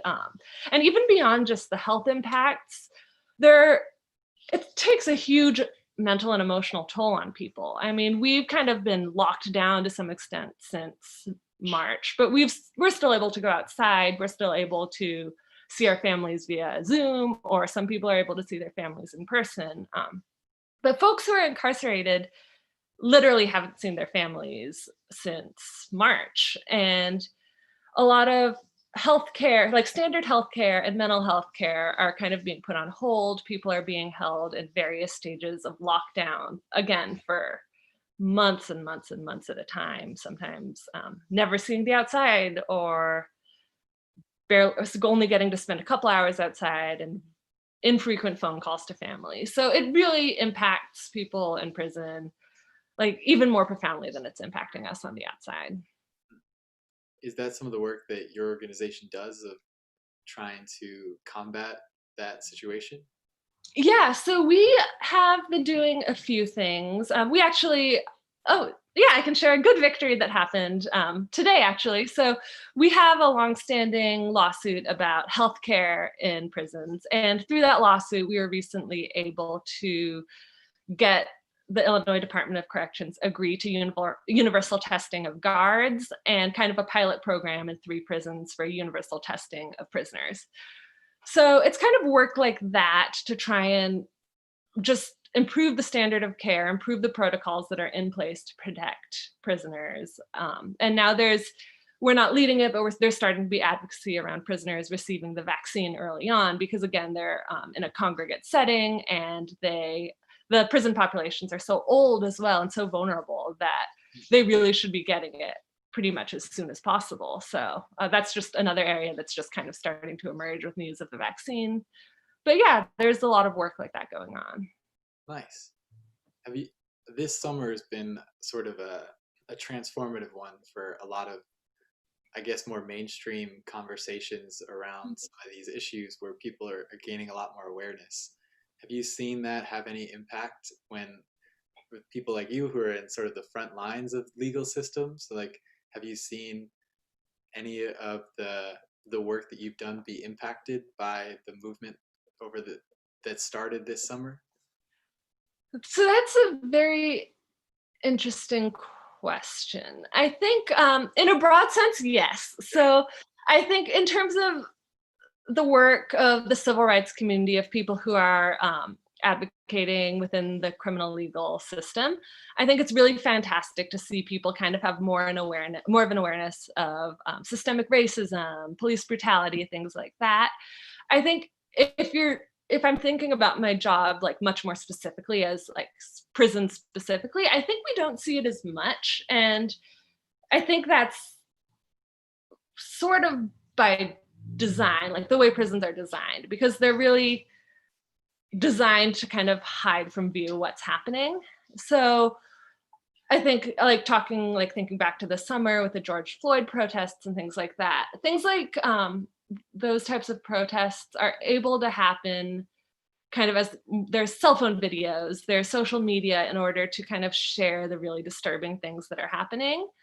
And that just doesn't happen in the same way in prisons. Prisons are in rural communities. There's literal walls surrounding them. There's a really strict control over the flow of information in and out. So I think in that sense, people are rightly upset with police brutality and obviously systemic racism plays a huge role in prisons as well, but things like that. And you don't necessarily see that as much in prison. So I wouldn't say I've seen as much impact in prison work specifically as opposed to civil rights more generally. Gotcha. I think this is kind of a big question, kind of more of a philosophical one maybe, but I think there's a lot of narratives about prisoners and sort of criminals, and these narratives that feel very dehumanizing and kind of like they're bad people who have done bad things. So it makes sense that we would lock them up and maybe not even care about what happens to them after they've been convicted or even before they've been convicted in jails, like you talked about. And can you speak to why we have those narratives and maybe how we can change them or why we should think differently about these human beings? Yeah, so that is a gigantic question. I have a cop-out answer, which is a book to read. It's a book recommendation. Cool. For people who are interested in this and haven't read The New Jim Crow by Michelle Alexander, it's a really fantastic book that kind of talks about the rise of mass incarceration and I think explains a lot of the narratives that you're talking about.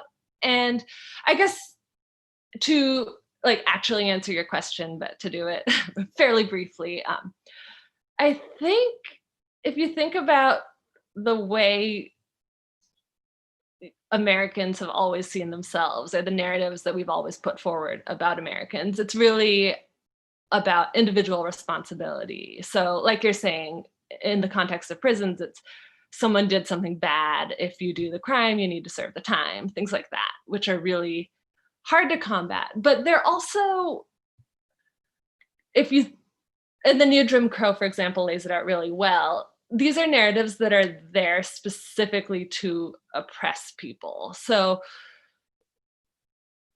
the narrative that people need to take responsibility for what they've done is kind of the narrative that enabled mass incarceration and creating a racial caste system when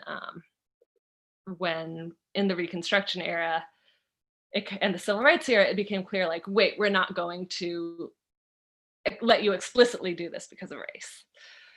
So I think realizing that is kind of the first step toward combating those narratives, and also just thinking about people more holistically. Like I said, prisons are designed to kind of hide people who do things that we've labeled as bad things from our view.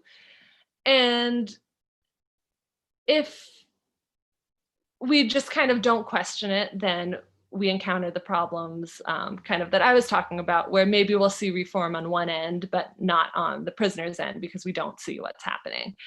So again, these are all going to be like book recommendations. Another great book that I think talks about really just compassion towards human beings who have done bad things is Just Mercy by Brian Stevenson. And what he talks about is how everyone is better than the worst thing that they've ever done. And I think if talking to people, we can put forward that narrative instead, of the narrative of that person committed that crime and therefore has to serve this punishment. I think that can get us really far. And just kind of on a more practical level, because I realize that that doesn't resonate with a lot of people, just thinking about the fact that the people who go to prison, the vast majority of them are going to come out. So if we're putting people in dehumanizing conditions that re-traumatize them, that don't rehabilitate or address mental health, substance use needs and whatnot, we're not solving the problem or making anyone any safer. We're just putting the problem off until later and actually exacerbating it by harming the prisoners, their families, their communities in the process. So I think if you think about it from that sense, if someone, let's say, is coming at it from like a public safety standpoint, just the fact that prisons don't actually make us safer, they make us less safe, I think, is one way to maybe frame it for some people who might kind of be resistant to taking a more empathetic, human-centric approach. Yeah, I can attest. I want to second those book recommendations. Those are both books that I've read and really changed my perspective and gave me a great introduction to learning more about these aspects, especially as, you know, a white dude from the suburbs. It's like a lot of information and truth and history and stories that I might not have gotten, or I might not have gotten in depth if I hadn't been introduced to it through books like that, or through all of these amazing advocates like yourself who are out there fighting this fight. And if I could just give an example to some of the stuff that you're talking about, bringing it back to bail. If somebody is arrested for a crime because they are racially profiled and they haven't even committed anything, they haven't done anything wrong, but they look like someone who has done something wrong, and then they're put in jail and they have $1,000 bail that they can't pay because they're living paycheck to paycheck. So they're in jail for a few weeks and then they lose their job, and then it just has this spiraling thing, and then now they're stuck in jail with COVID and with all of these other issues, and they haven't done anything wrong. Yeah. And I think that's a very different way, and I think that's the way that we're trying to look at it and trying to bring about, is thinking about the circumstances and, like you said, the holistic experience of someone. And because if you just think, oh, they're in jail, so of course they did something wrong, you would miss like all of that reality and all of the systems that are set up to disadvantage people like that, or to even make money off of people.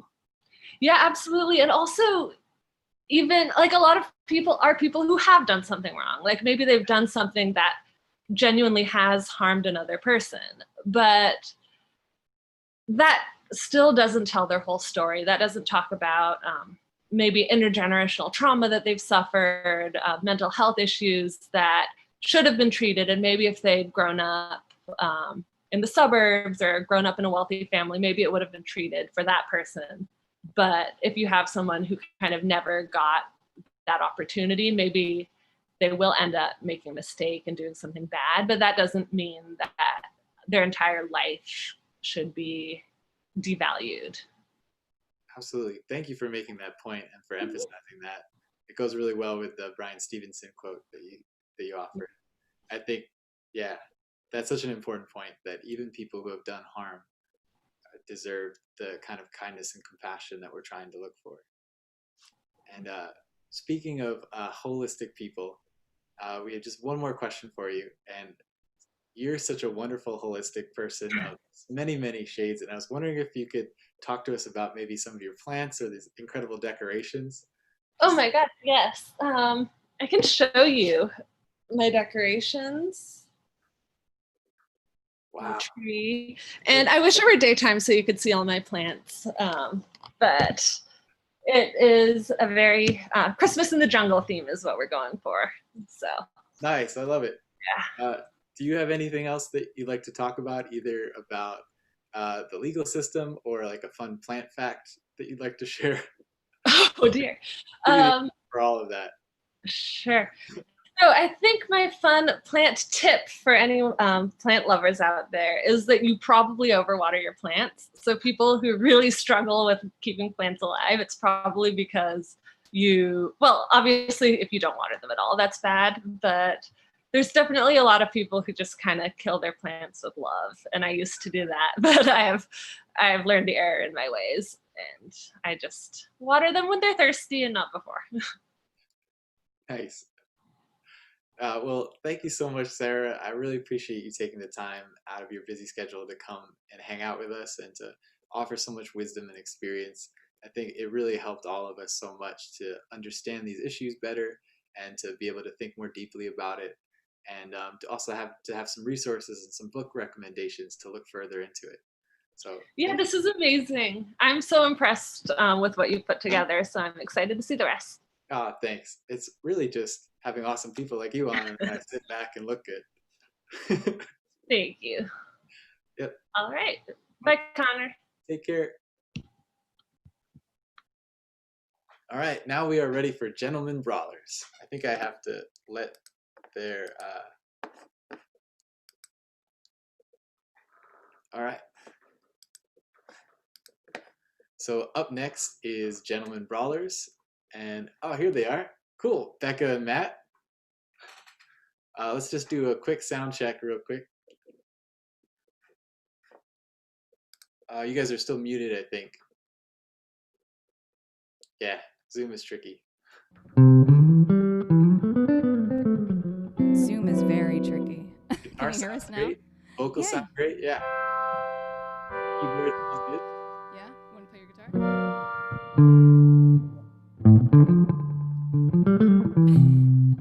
Turn the vocals up a little bit. Up a little bit? Or just sing a little bit over while you're playing the instruments. Alright, while you do that, I'm gonna...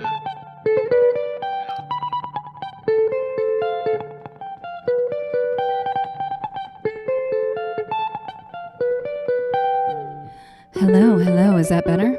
Yeah, great. Yay. Okay, cool. I'm gonna read your short bio. You're gonna read my what? I'm gonna read the short bio because you have an amazing long bio, but I want to. It's like epic. You have an epic bio, yeah. Well, he's gonna read our short bio, not our long bio. I realize that Matt can't hear anything. I have headphones on, so I'm gonna have to like translate. Telephone. He says hi. Tell Matt that he looks handsome. You look very handsome. This is the most dressed up we've been since like March. We're tired of reality, so we're going with this. I love it. And he's We've had enough reality for this year, if that's okay, guys. And he's wearing shoes. I'm wearing socks, just so you know. All right. Gentlemen Brawlers, a Brooklyn six-piece fronted by the creative duo Matt Walsh and Becca Fox, are psychedelic Afro-soul revivalists known for infusing throwback electronica with acid rock into their funk-based compositions. The Brawlers deliver a live show with plenty of heat, crackling energy, and butt-shaking womp. Drawing critical acclaim in New York and London music press, Brooklyn's influential magazine, The Deli, listed them among their top 10 emerging New York bands, while veterans BBC music writer Tom Robinson tipped them as a band showing great promise, calling the Brawlers a virtuoso live band grooving together like a beautifully engineered machine. Their first full-length LP is scheduled for a release in March 2021. All right, we're already getting grooving. Take it away. Thank you. All right, ready for some My Theory after that exclusive warm-up? This is typical. Even with like the full band, you forget your capo. Tisk, tisk, tisk.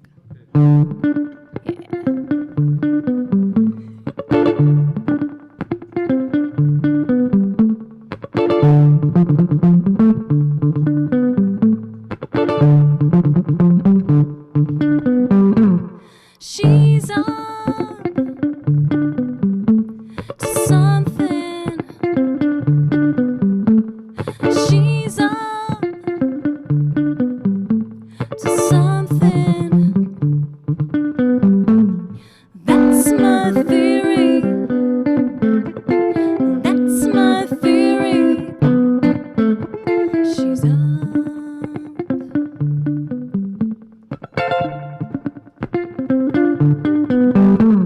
She's up to something. She's on to something. That's my theory. That's my theory. She's on.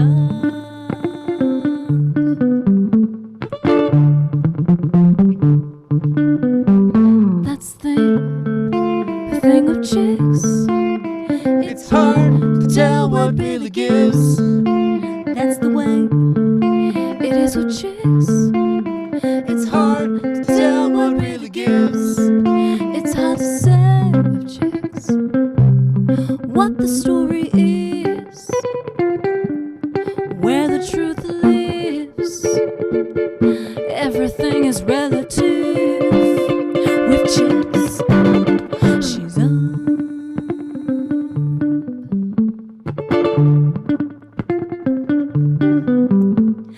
Oh.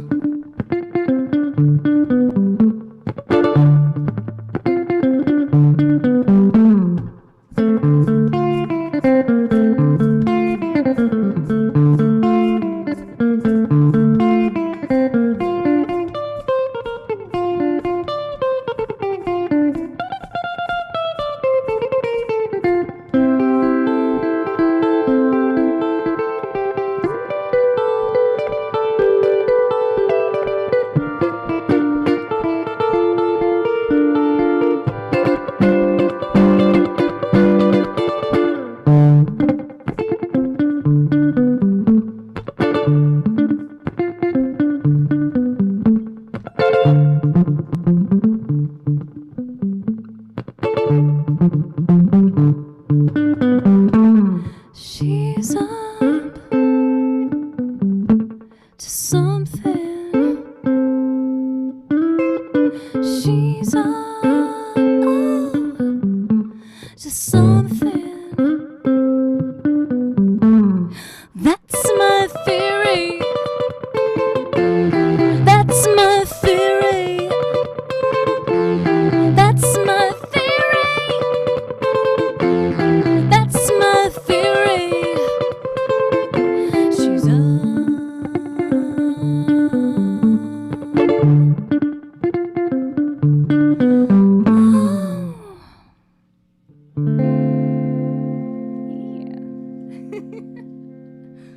Ready for some Brian Wilson? It's so weird to like not see you out there, but I know you're there.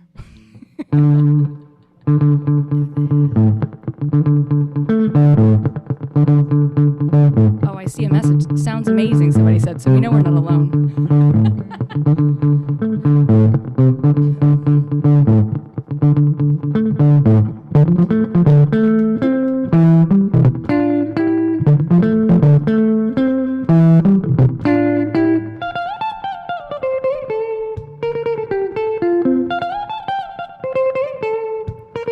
If I sneeze and out blows gold dust, enjoy the contact high and sympathetic gold rush. I'm slumming tonight in this orbit of yours. Consider this before you snub me, and I too rich to ignore. I'm not allergic to the 21st century. I'm addicted. Brother, we are not free unless the cash all flows to me.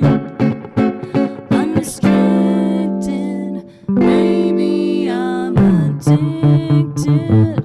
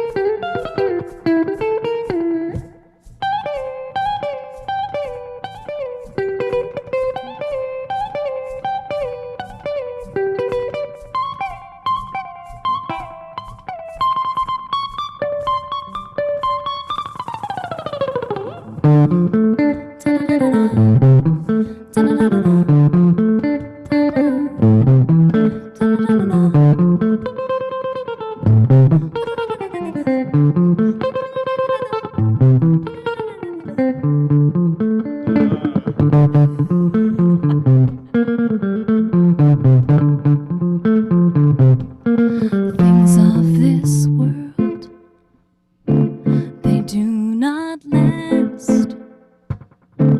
That's why you must buy the new one fast. And when death comes, I'll be in a diamond shrine.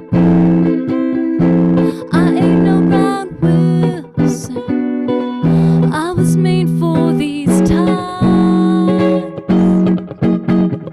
I'm not allergic to the 21st century.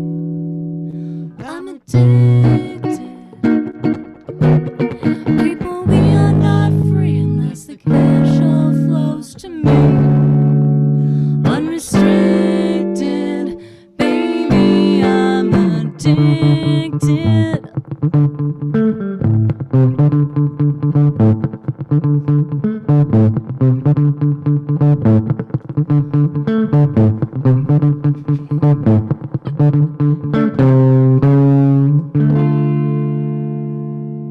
I am imagining like a full band behind me, if that's possible.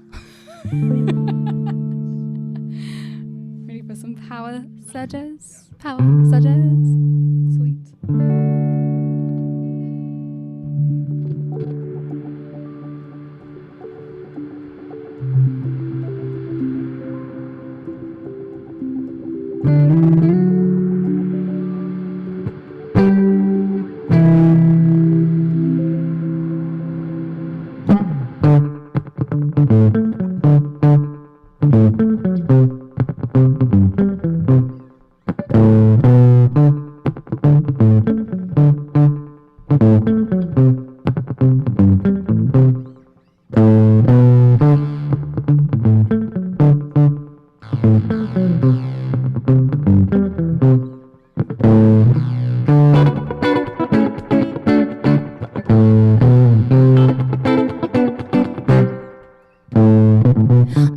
These urges, power surges, strange.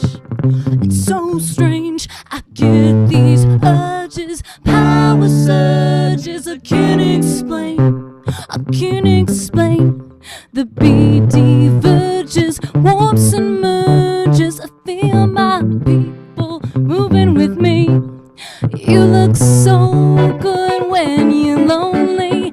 At the exits, are you looking at me? Love, I'll light you up. Oh, love, I'll never miss. Love, I've got a dirty shirt and a dirty mind. In the morning, do you miss this? Wait, if I tell you how I love you, wait. Would it depress you if you knew? Wait, I would be there like your shadow, stay right with you every move.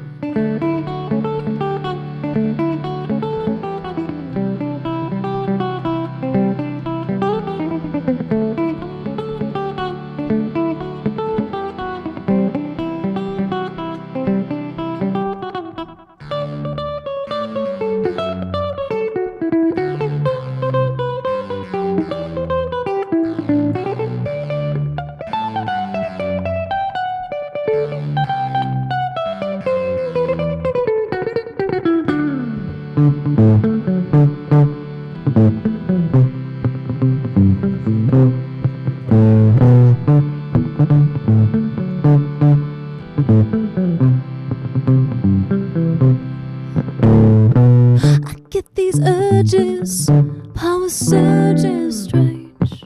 It's so strange. I get these urges, power surges. I can't explain.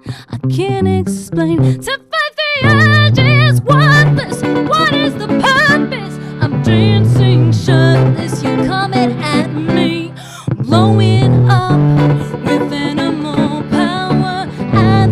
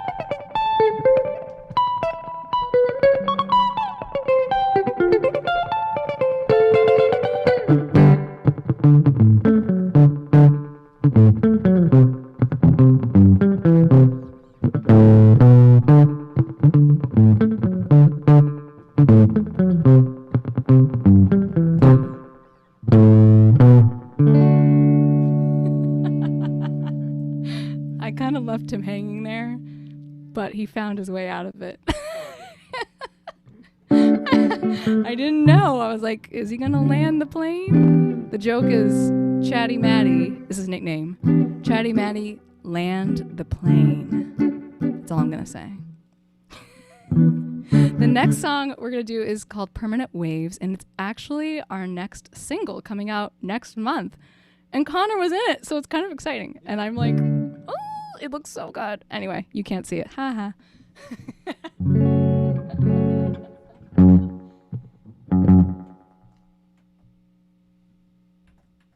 All right. Yeah? Yeah. 1, 2, 3.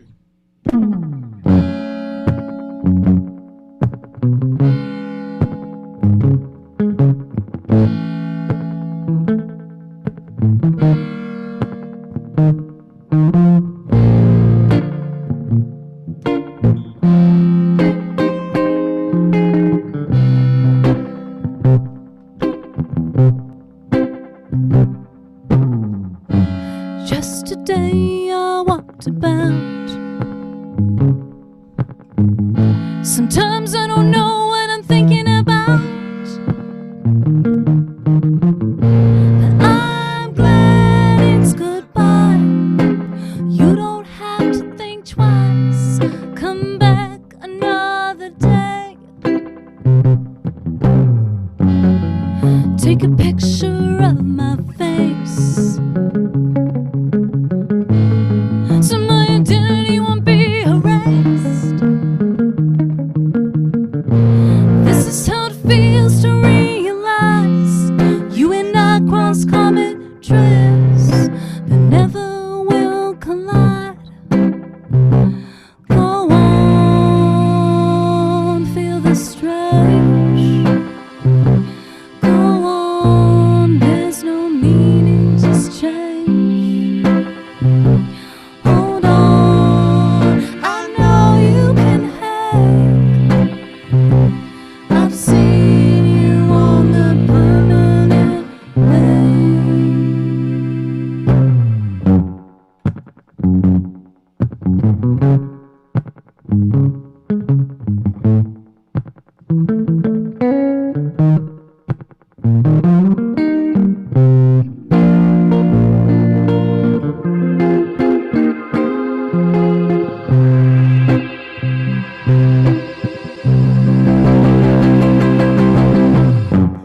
It's your mind I'm here for.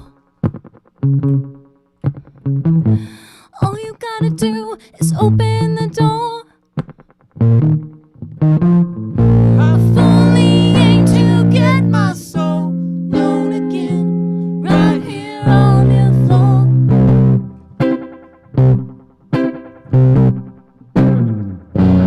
Yesterday I walked about.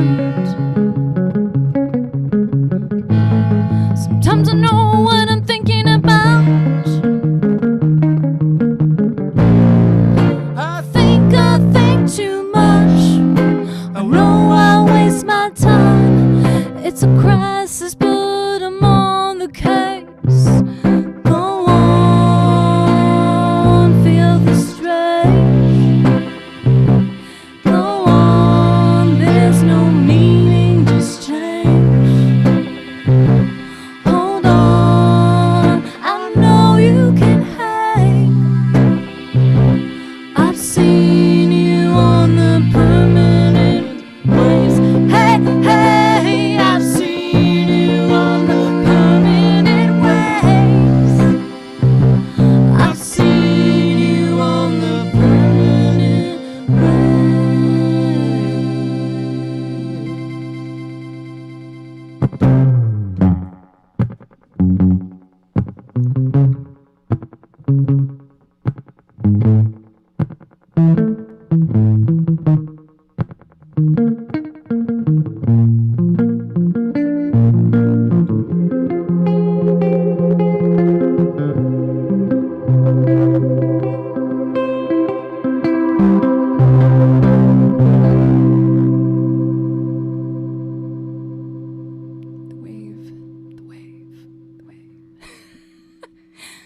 We've got one more song for you.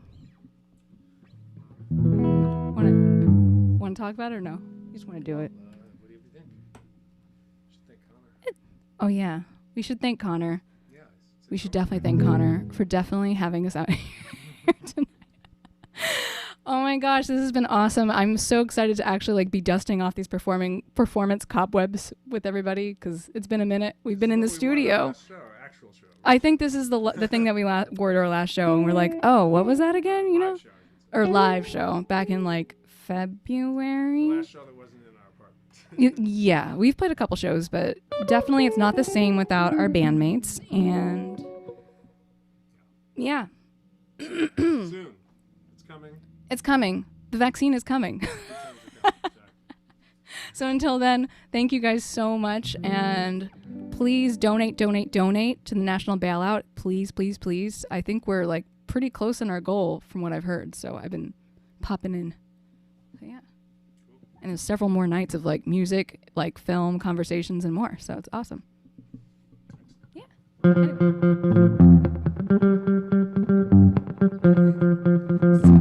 Living room dance.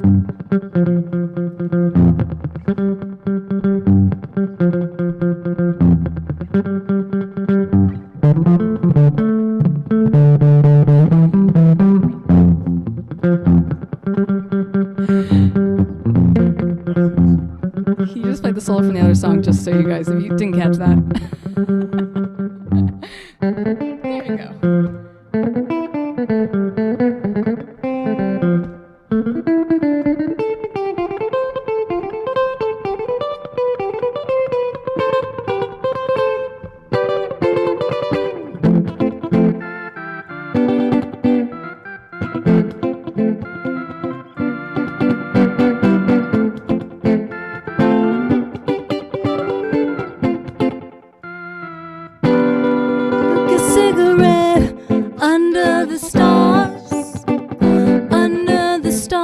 With me, smoke a cigarette under the stars, under the stars, under the stars with me.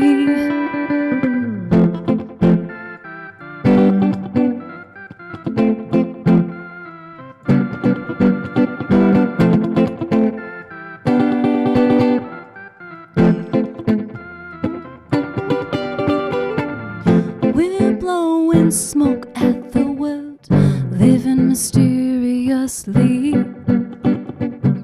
What is it with the motel room? You always wake up feeling lucky.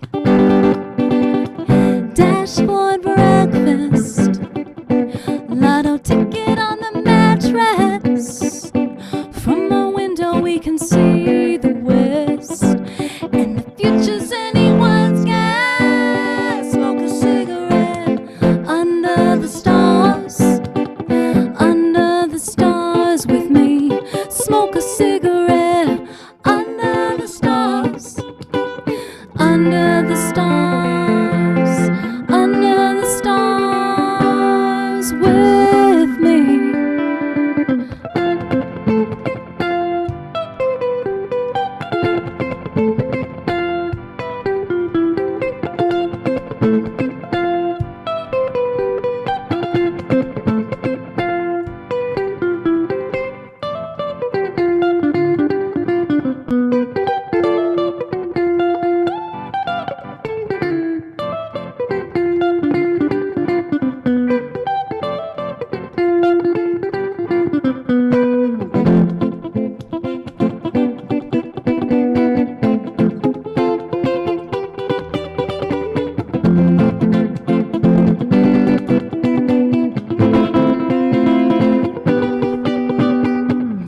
In a scratch of instant, the mountains move just as sure as the cloud shifts.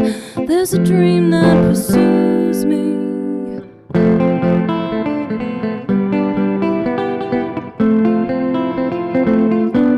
Smoke a cigarette under the stars, under the stars with me. Smoke a cigarette under the stars, under the stars, under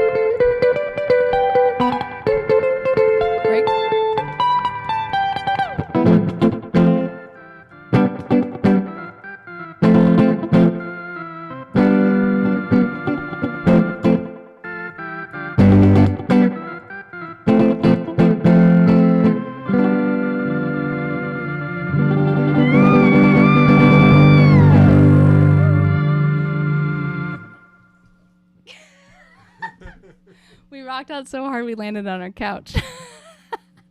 Thank you guys again so much. The cat. I know. Connor, did you want to talk to us? Talk to us. I do, yeah. That was I feel like I have to change the audio just so Matt can hear you. Yes. Oh, while they're doing that, if anybody else that wants to come back from earlier and come join our closing ceremony, you're all welcome to come back in and do a reading, and then we're all going to respond. Becca has no idea. I'm gonna do it the simple way.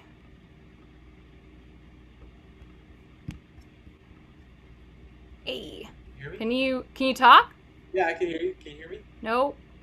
Why isn't anything happening? This is BS. Oh. Oh, I can hear you now. Can you hear me? Okay. Yeah, I can hear you. I can hear you. Okay, I just unplugged everything because it's easier. Oh my, so you can hear us. Yay! Oh, man, that was Hi. so Oh my god. yeah. Maybe a little bit. Yeah. Turn it off already. Oh. Turn off? Oh, okay, yeah. There, is that better? Yeah, a little bit less now. It'll be good. Anyway, so much fun, so amazing. I feel like we all like rocked out until we all fell onto our collective couches. Thank you. Oh, man, so much energy.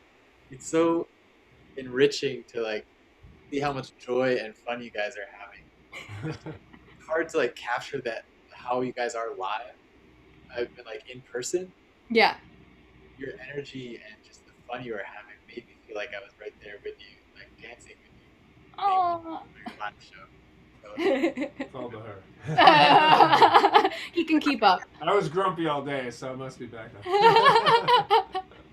but, when I was watching, I was reminded about how many different styles you all have, and like your songwriting, and then all these other creative projects you're doing. But can you talk to some of like the new music that you're putting out and how you're expanding your sound? We've kind of gone in a more like electronic direction at the moment. It just was practical, with the distance and so on. Yeah. So I think our new one, you're going to hear a lot more electronic type music. It's not like unts EDM stuff, but it's more recorded electronically, a lot more of like a synthesizer vibe on it. So it's it's not like we're leaving the guitar stuff behind, but No. It's just like. But it was a fun diversion. I think. And I mean, you got a little sneak peek because you were in the video. Yeah. So I think we were kind of inspired by. Do you know that movie soundtrack from Drive, like Kavinsky? That kind of synth wave. It has that dark, like it's dancey. I don't know what you would. I mean, it's just heavy synthesizer. Chillwave. It's chillwave, moody. Synthesizers. Yeah. No, I'm always looking at him because we change. It's funny because like our identity is very fluid and it changes all the time. So that's why I'm always like, how do you want to describe it today? Yeah. So. It's tricky. But it's us. It's like you hear it and like we're always like, do people know what we sound like? And definitely all our friends are like, no, we like you guys have a distinct sound. So I'm like, phew. So. But yeah. What has it been like to expand into other creative areas? I feel like you all have been doing so many interesting things, from the dance parties to the music video to all kinds of different things. What are some of the projects that you have on the horizon? What is it like for you to expand into those new realms? It's like either you adapt or you like fall on your face, during this period. Because it was kind of, we definitely had the, oh, what are we gonna do? Like we were like, booking awesome shows, and it was just like, okay, we have to do like a switcheroo completely. But we're finding the groove. I mean, we shot one video out of our apartment. Like I shot it myself. Like you were like, how did you do that? I'm like, had a camera on the ground with candles around me, trying not to burn myself. But like you make art, you make it happen. And like the video we just shot like a couple weeks ago, like. We all got tested. We did, like, we were safe, and you make it happen. And then I guess, like, the dance parties have been a nice, just, like, break. Because I feel like oftentimes I just want to thrash around, but, like, I can't go out and thrash around. So it's been nice to, like, just like, hey, who wants to thrash around me for 15 minutes, no obligations, and, you know, get the energy out. You don't have to be like, oh my god, we're at an awkward middle school dance and we have to like dance with each other for like a long time and have a conversation. No, it's like dance, get it done, out. So that's it. And then Matt's been like in the studio just like getting like writing like a lot of new material. Yeah, kind of developing new material. It's been fun, and we've been writing together. It's like, yeah, it's been a cool like collaborative process. I think like doing the best. We're living our best COVID. We're living our best COVID. Yeah. So yeah. When you're working together on real or some of these projects, do you notice like different creative choices or perspectives that you can bring to the project? Can you say it one more time? I didn't hear you. Oh, sure. Yeah. When you're working on one of the projects, whether it's a video or a song, what creative perspectives or choices that you bring to those different projects? Like depending on what it is, honestly. You know. I guess it's project specific. It's project specific, because like the video, the idea came to me like we were listening to like the final mix of Permanent Waves, so it was like, okay, we've made all the decisions on the track. We're like listening to like, I think it was right before we got it mastered, and so usually when that's happening, it's like, okay, I'll just close my eyes and just be in the song and not have to analyze it anymore. And that was when the concept of the video came to my mind. I was like, oh, I miss like live music, and I was immediately transported like dancing with my friends, you know, just like pumping fists in the air and just excited, you know, and just like this is a song that we've heard a million times in my mind, you know, if we are so lucky one day. But yeah, so then I kind of took charge of that video. Some videos we work on more collaboratively, like together through the whole process. We worked on Power Surges. We've done, that video hasn't come out yet, but that one is highly collaborative and highly crazy. And it's animated. So I edited it and he animated it. So yeah, I know. What was that process like? Oh my God. Well, you know, it was pretty, I mean, I think we made like probably 3 or 4 versions. I don't know. It was not, like the first one was just terrible. I'd never done a video before. Yeah. That was kind of our first one, or first one that I was involved in. Yeah. And yeah, so it was rough actually going, to be honest with you. But I ended up sending it back to Becca, because at some point I just admitted to myself and her that, like, you know, it just wasn't, it didn't have a story, you know. I think, Connor, you may be able to relate to this, but I think knowing something of what I'm doing in one area, you know, like songwriting, I'm like, oh, okay, I understand how like a format works, and I know how to tell a story, and this will be just another one of those. And of course you get in there and it's like, oh, wait a second, it doesn't really translate. You know, I really don't know. I don't know like the rules of how this works. And really, it's at some point I just realized this is not going to work. I kicked it back to Becca. Yeah. She went in and with fresh eyes and made more of a real storyline of it. Editing magic. Kind of an edit of it. And then it came back to me, and then I did some more. So we've kind of we came up with something. I looked at it the other day, and it still probably needs work. No, don't say that. Don't say that. It looks amazing. Just say that. But it was a whole thing. We figured out how to use a green screen and this is like, it's a while ago, and now we're seeing hip hop videos do the thing we did like 5 years ago. Yeah, and it's kind of like, it's kind of hilarious. We got to get this out before people think we're copying them. But I think it's funny because like music we've always done collaboratively. It's been easy. Like I'm always back. Like Matt will bring new ideas, and I'll be back in the studio responding to things, and nothing really goes forward unless we both agree on it. Basically, you know. Yeah. So that's been an easy process. Video has been a little bit harder to find the groove, but I think it just depends on the project we're working on. So we tend to argue a lot more about video because just to be, maybe this is a good place in a public place to say this, that like neither of us really know what we're doing. No, we really know what we're doing. Becca thinks she knows how to make videos. I can admit that I don't. Let's just say we both didn't go to film school or didn't learn properly how to do it. This is why we're called the Gentlemen Brawlers. Actually, I just realized why we got the name. So it's a little rougher going with video, but we're one at a time. We kind of learn a little more about it, and this last one is. It looks pretty damn much good. Much more professional looking than some things we started with. Yeah. See, he even had to like eat it. How much animation did my dancing look good in? So how much animation? How much animation did you use, like CGI, to make my dancing look good? You're a natural, Connor, and it's all no. This is like all live action. We didn't do any animation for this, so you look pretty damn good. You I'm had just some saying. screen presence there, Connor. Yeah, I you gotta tell definitely. Yeah. You know. I think filled up the we screen. cast it pretty well. Everybody had their own uniqueness to it. So yeah, Akaluo, everybody, like, it's gonna be exciting. And by the way, Connor, since we're talking about outside of music projects, I'll just warn you that we Becca and I are trying to figure out how to shoot some sort of band. What would you call it? Like a sitcom or like some kind of like half an hour YouTube TV show. Oh, And cool. so we're looking for people who know something of what they're doing about writing comedy and writing skits IEU. and stuff. So there like, you go. throwing it out there because there may be people watching. Who, Yeah, you never know. you know, are interested in that or something. We're always coming with crazy ideas. Yeah. Whether we can execute it, that's always the question. But you never know. So with us, you just never know. We're never afraid to try and fail. That's true. I think that's half of what art is, honestly, is trial and error, and then you have that one golden nugget, you know, that like pops out. So it's cool. That's beautiful. Yeah. Yeah. All right. Well, I would love to help you out with that. Cool. And, but we are running out of time. We're not going to write a sitcom on live now, are we? No, I'm kidding. We're going to do it now. We got to break the character. No. I want to invite everybody back, and you guys are welcome to stay. We're going to do our ceremony. And so, everybody, I'm going to let your cameras come back in.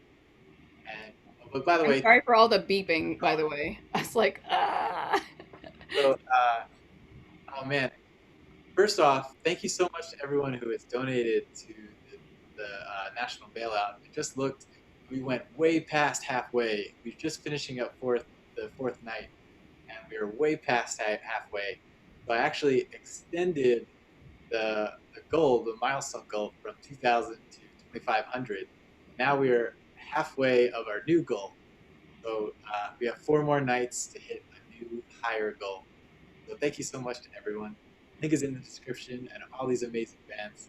But so the closing ceremony is the Festival of Lights and Sounds is a Hanukkah pun, and Festival of Lights is the name for Hanukkah. And the reason is, like, you're lighting these lights to kind of like welcome in, add some light to the dark of the winter months.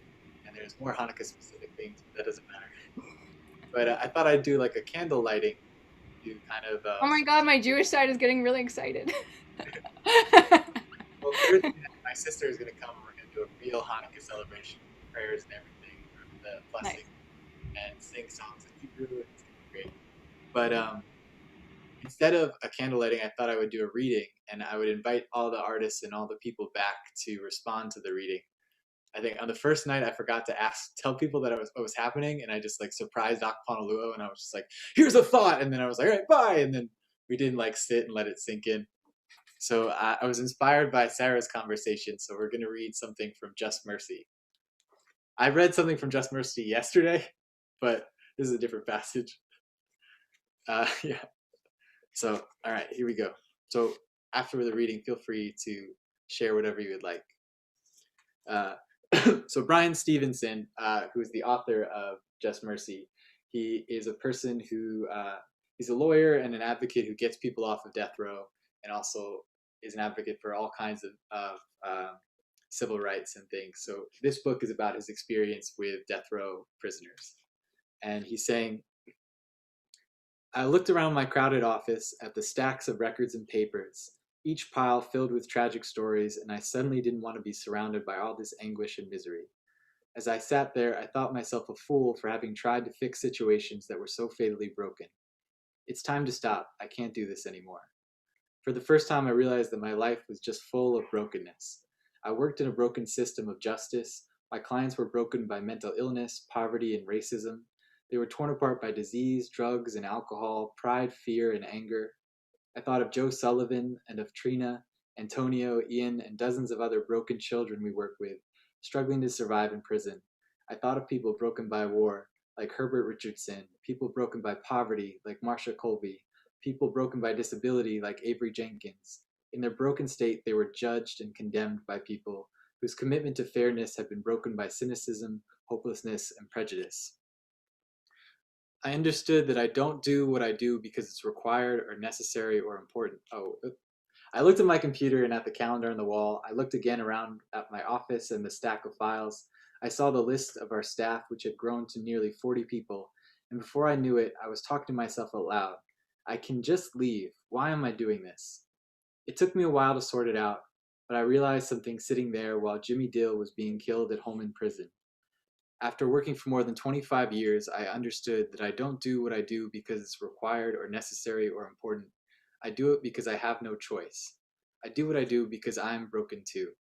My years of struggling against inequality, abusive power, poverty, oppression, and injustice had finally revealed something to me about myself. Being close to suffering, death, executions, and cruel punishments didn't just illuminate the brokenness of others in a moment of anguish and heartbreak, it also exposed my own brokenness. You can't effectively fight abusive power, poverty, inequality, illness, oppression, or injustice and not be broken by it. We are all broken by something. We have all hurt someone and have been hurt. We all share the condition of brokenness, even if our own brokenness is not equivalent. I desperately want mercy for Jimmy Dill and would have done anything to create justice for him, but I couldn't pretend that his struggle was disconnected from my own. The ways in which I have been hurt and have hurt others are different from the ways Jimmy Dill suffered and caused suffering, but our shared brokenness connected us. Paul Farmer, the renowned physician who had spent his life trying to cure the world's sickest and poorest people, once quoted something that the writer Thomas Merton said, "We are bodies of broken bones." I guess I'd always known, but never fully considered, that being broken is what makes us human. We all have our reasons. Sometimes we're fractured by the choices we make. Sometimes we're shattered by things we would never have chosen. But our brokenness is also the source of our common humanity, the basis of our shared search for comfort, meaning, and healing. Our shared vulnerability and imperfection nurtures and sustains our capacity for compassion. We have a choice. We can embrace our humanness, which means embracing our broken natures and the compassion that remains our best hope for healing, or we can deny our brokenness, forswear compassion, and as a result, deny our own humanity. Sorry, I forget to warn people about these really drastic tonal shifts.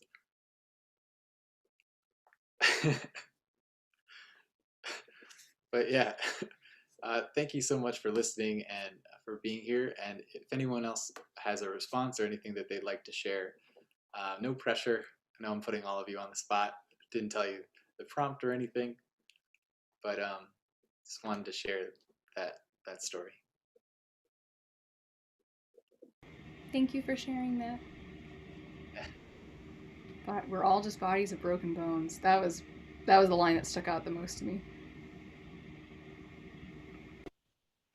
Amazing quote choice. That's all I have to say. Such a great book for people who haven't read it. So I highly recommend it. Yeah, it's beautiful, and it's a great reminder that we are all human. Yeah. Well, I don't know how to segue out of this. I know. We just rocked out, and then it's like. I'm so sorry. I know how to segue. Musical interlude. Just kidding. Thank you to all of you. I think one of the really exciting parts about this festival is bringing everyone together. And I think, the first 2 nights I read quotes about really fun quotes and really loving quotes about love and community. And I think that love and that community and that just togetherness that we're experiencing by all being here and sharing the beautiful individuality that we have is sort of the antidote to the separation and the dehumanization of the injustices that we're fighting. And by seeing each other both in the context, like the thing that I learned from the new Jim Crow actually was to both acknowledge the individual person and the context that they live in. And I think it's so exciting and so enriching to have all of you here and to have all different kinds of music and people from all over the country. Sarah in Chicago and everyone in New York, Yuko from Japan, and all of the family and people that are watching her and celebrating her. So I know I read kind of an aggressively somber quote. I was reading that one because it's the one that I like had circled and like dog-eared in my books, and maybe I should like read books when I'm not feeling very emo about things. But I I did a lot of reading of this stuff like in my early 20s when I had a really strong emo streak. So, but I just want to say thank you so much. I love you all so much, and it means the world to me that you're all here with me today and sharing your wonderful gifts. And we've got 4 crazy nights of even more friends sharing all of their wonderful stuff. And I just couldn't thank you enough all for being here. So I'm going to end the stream and say goodnight to everyone. And I wish you all love and happiness. Connor, thank you. Yeah, thank you, Connor. Nice musical interlude. All right, the stream is ended.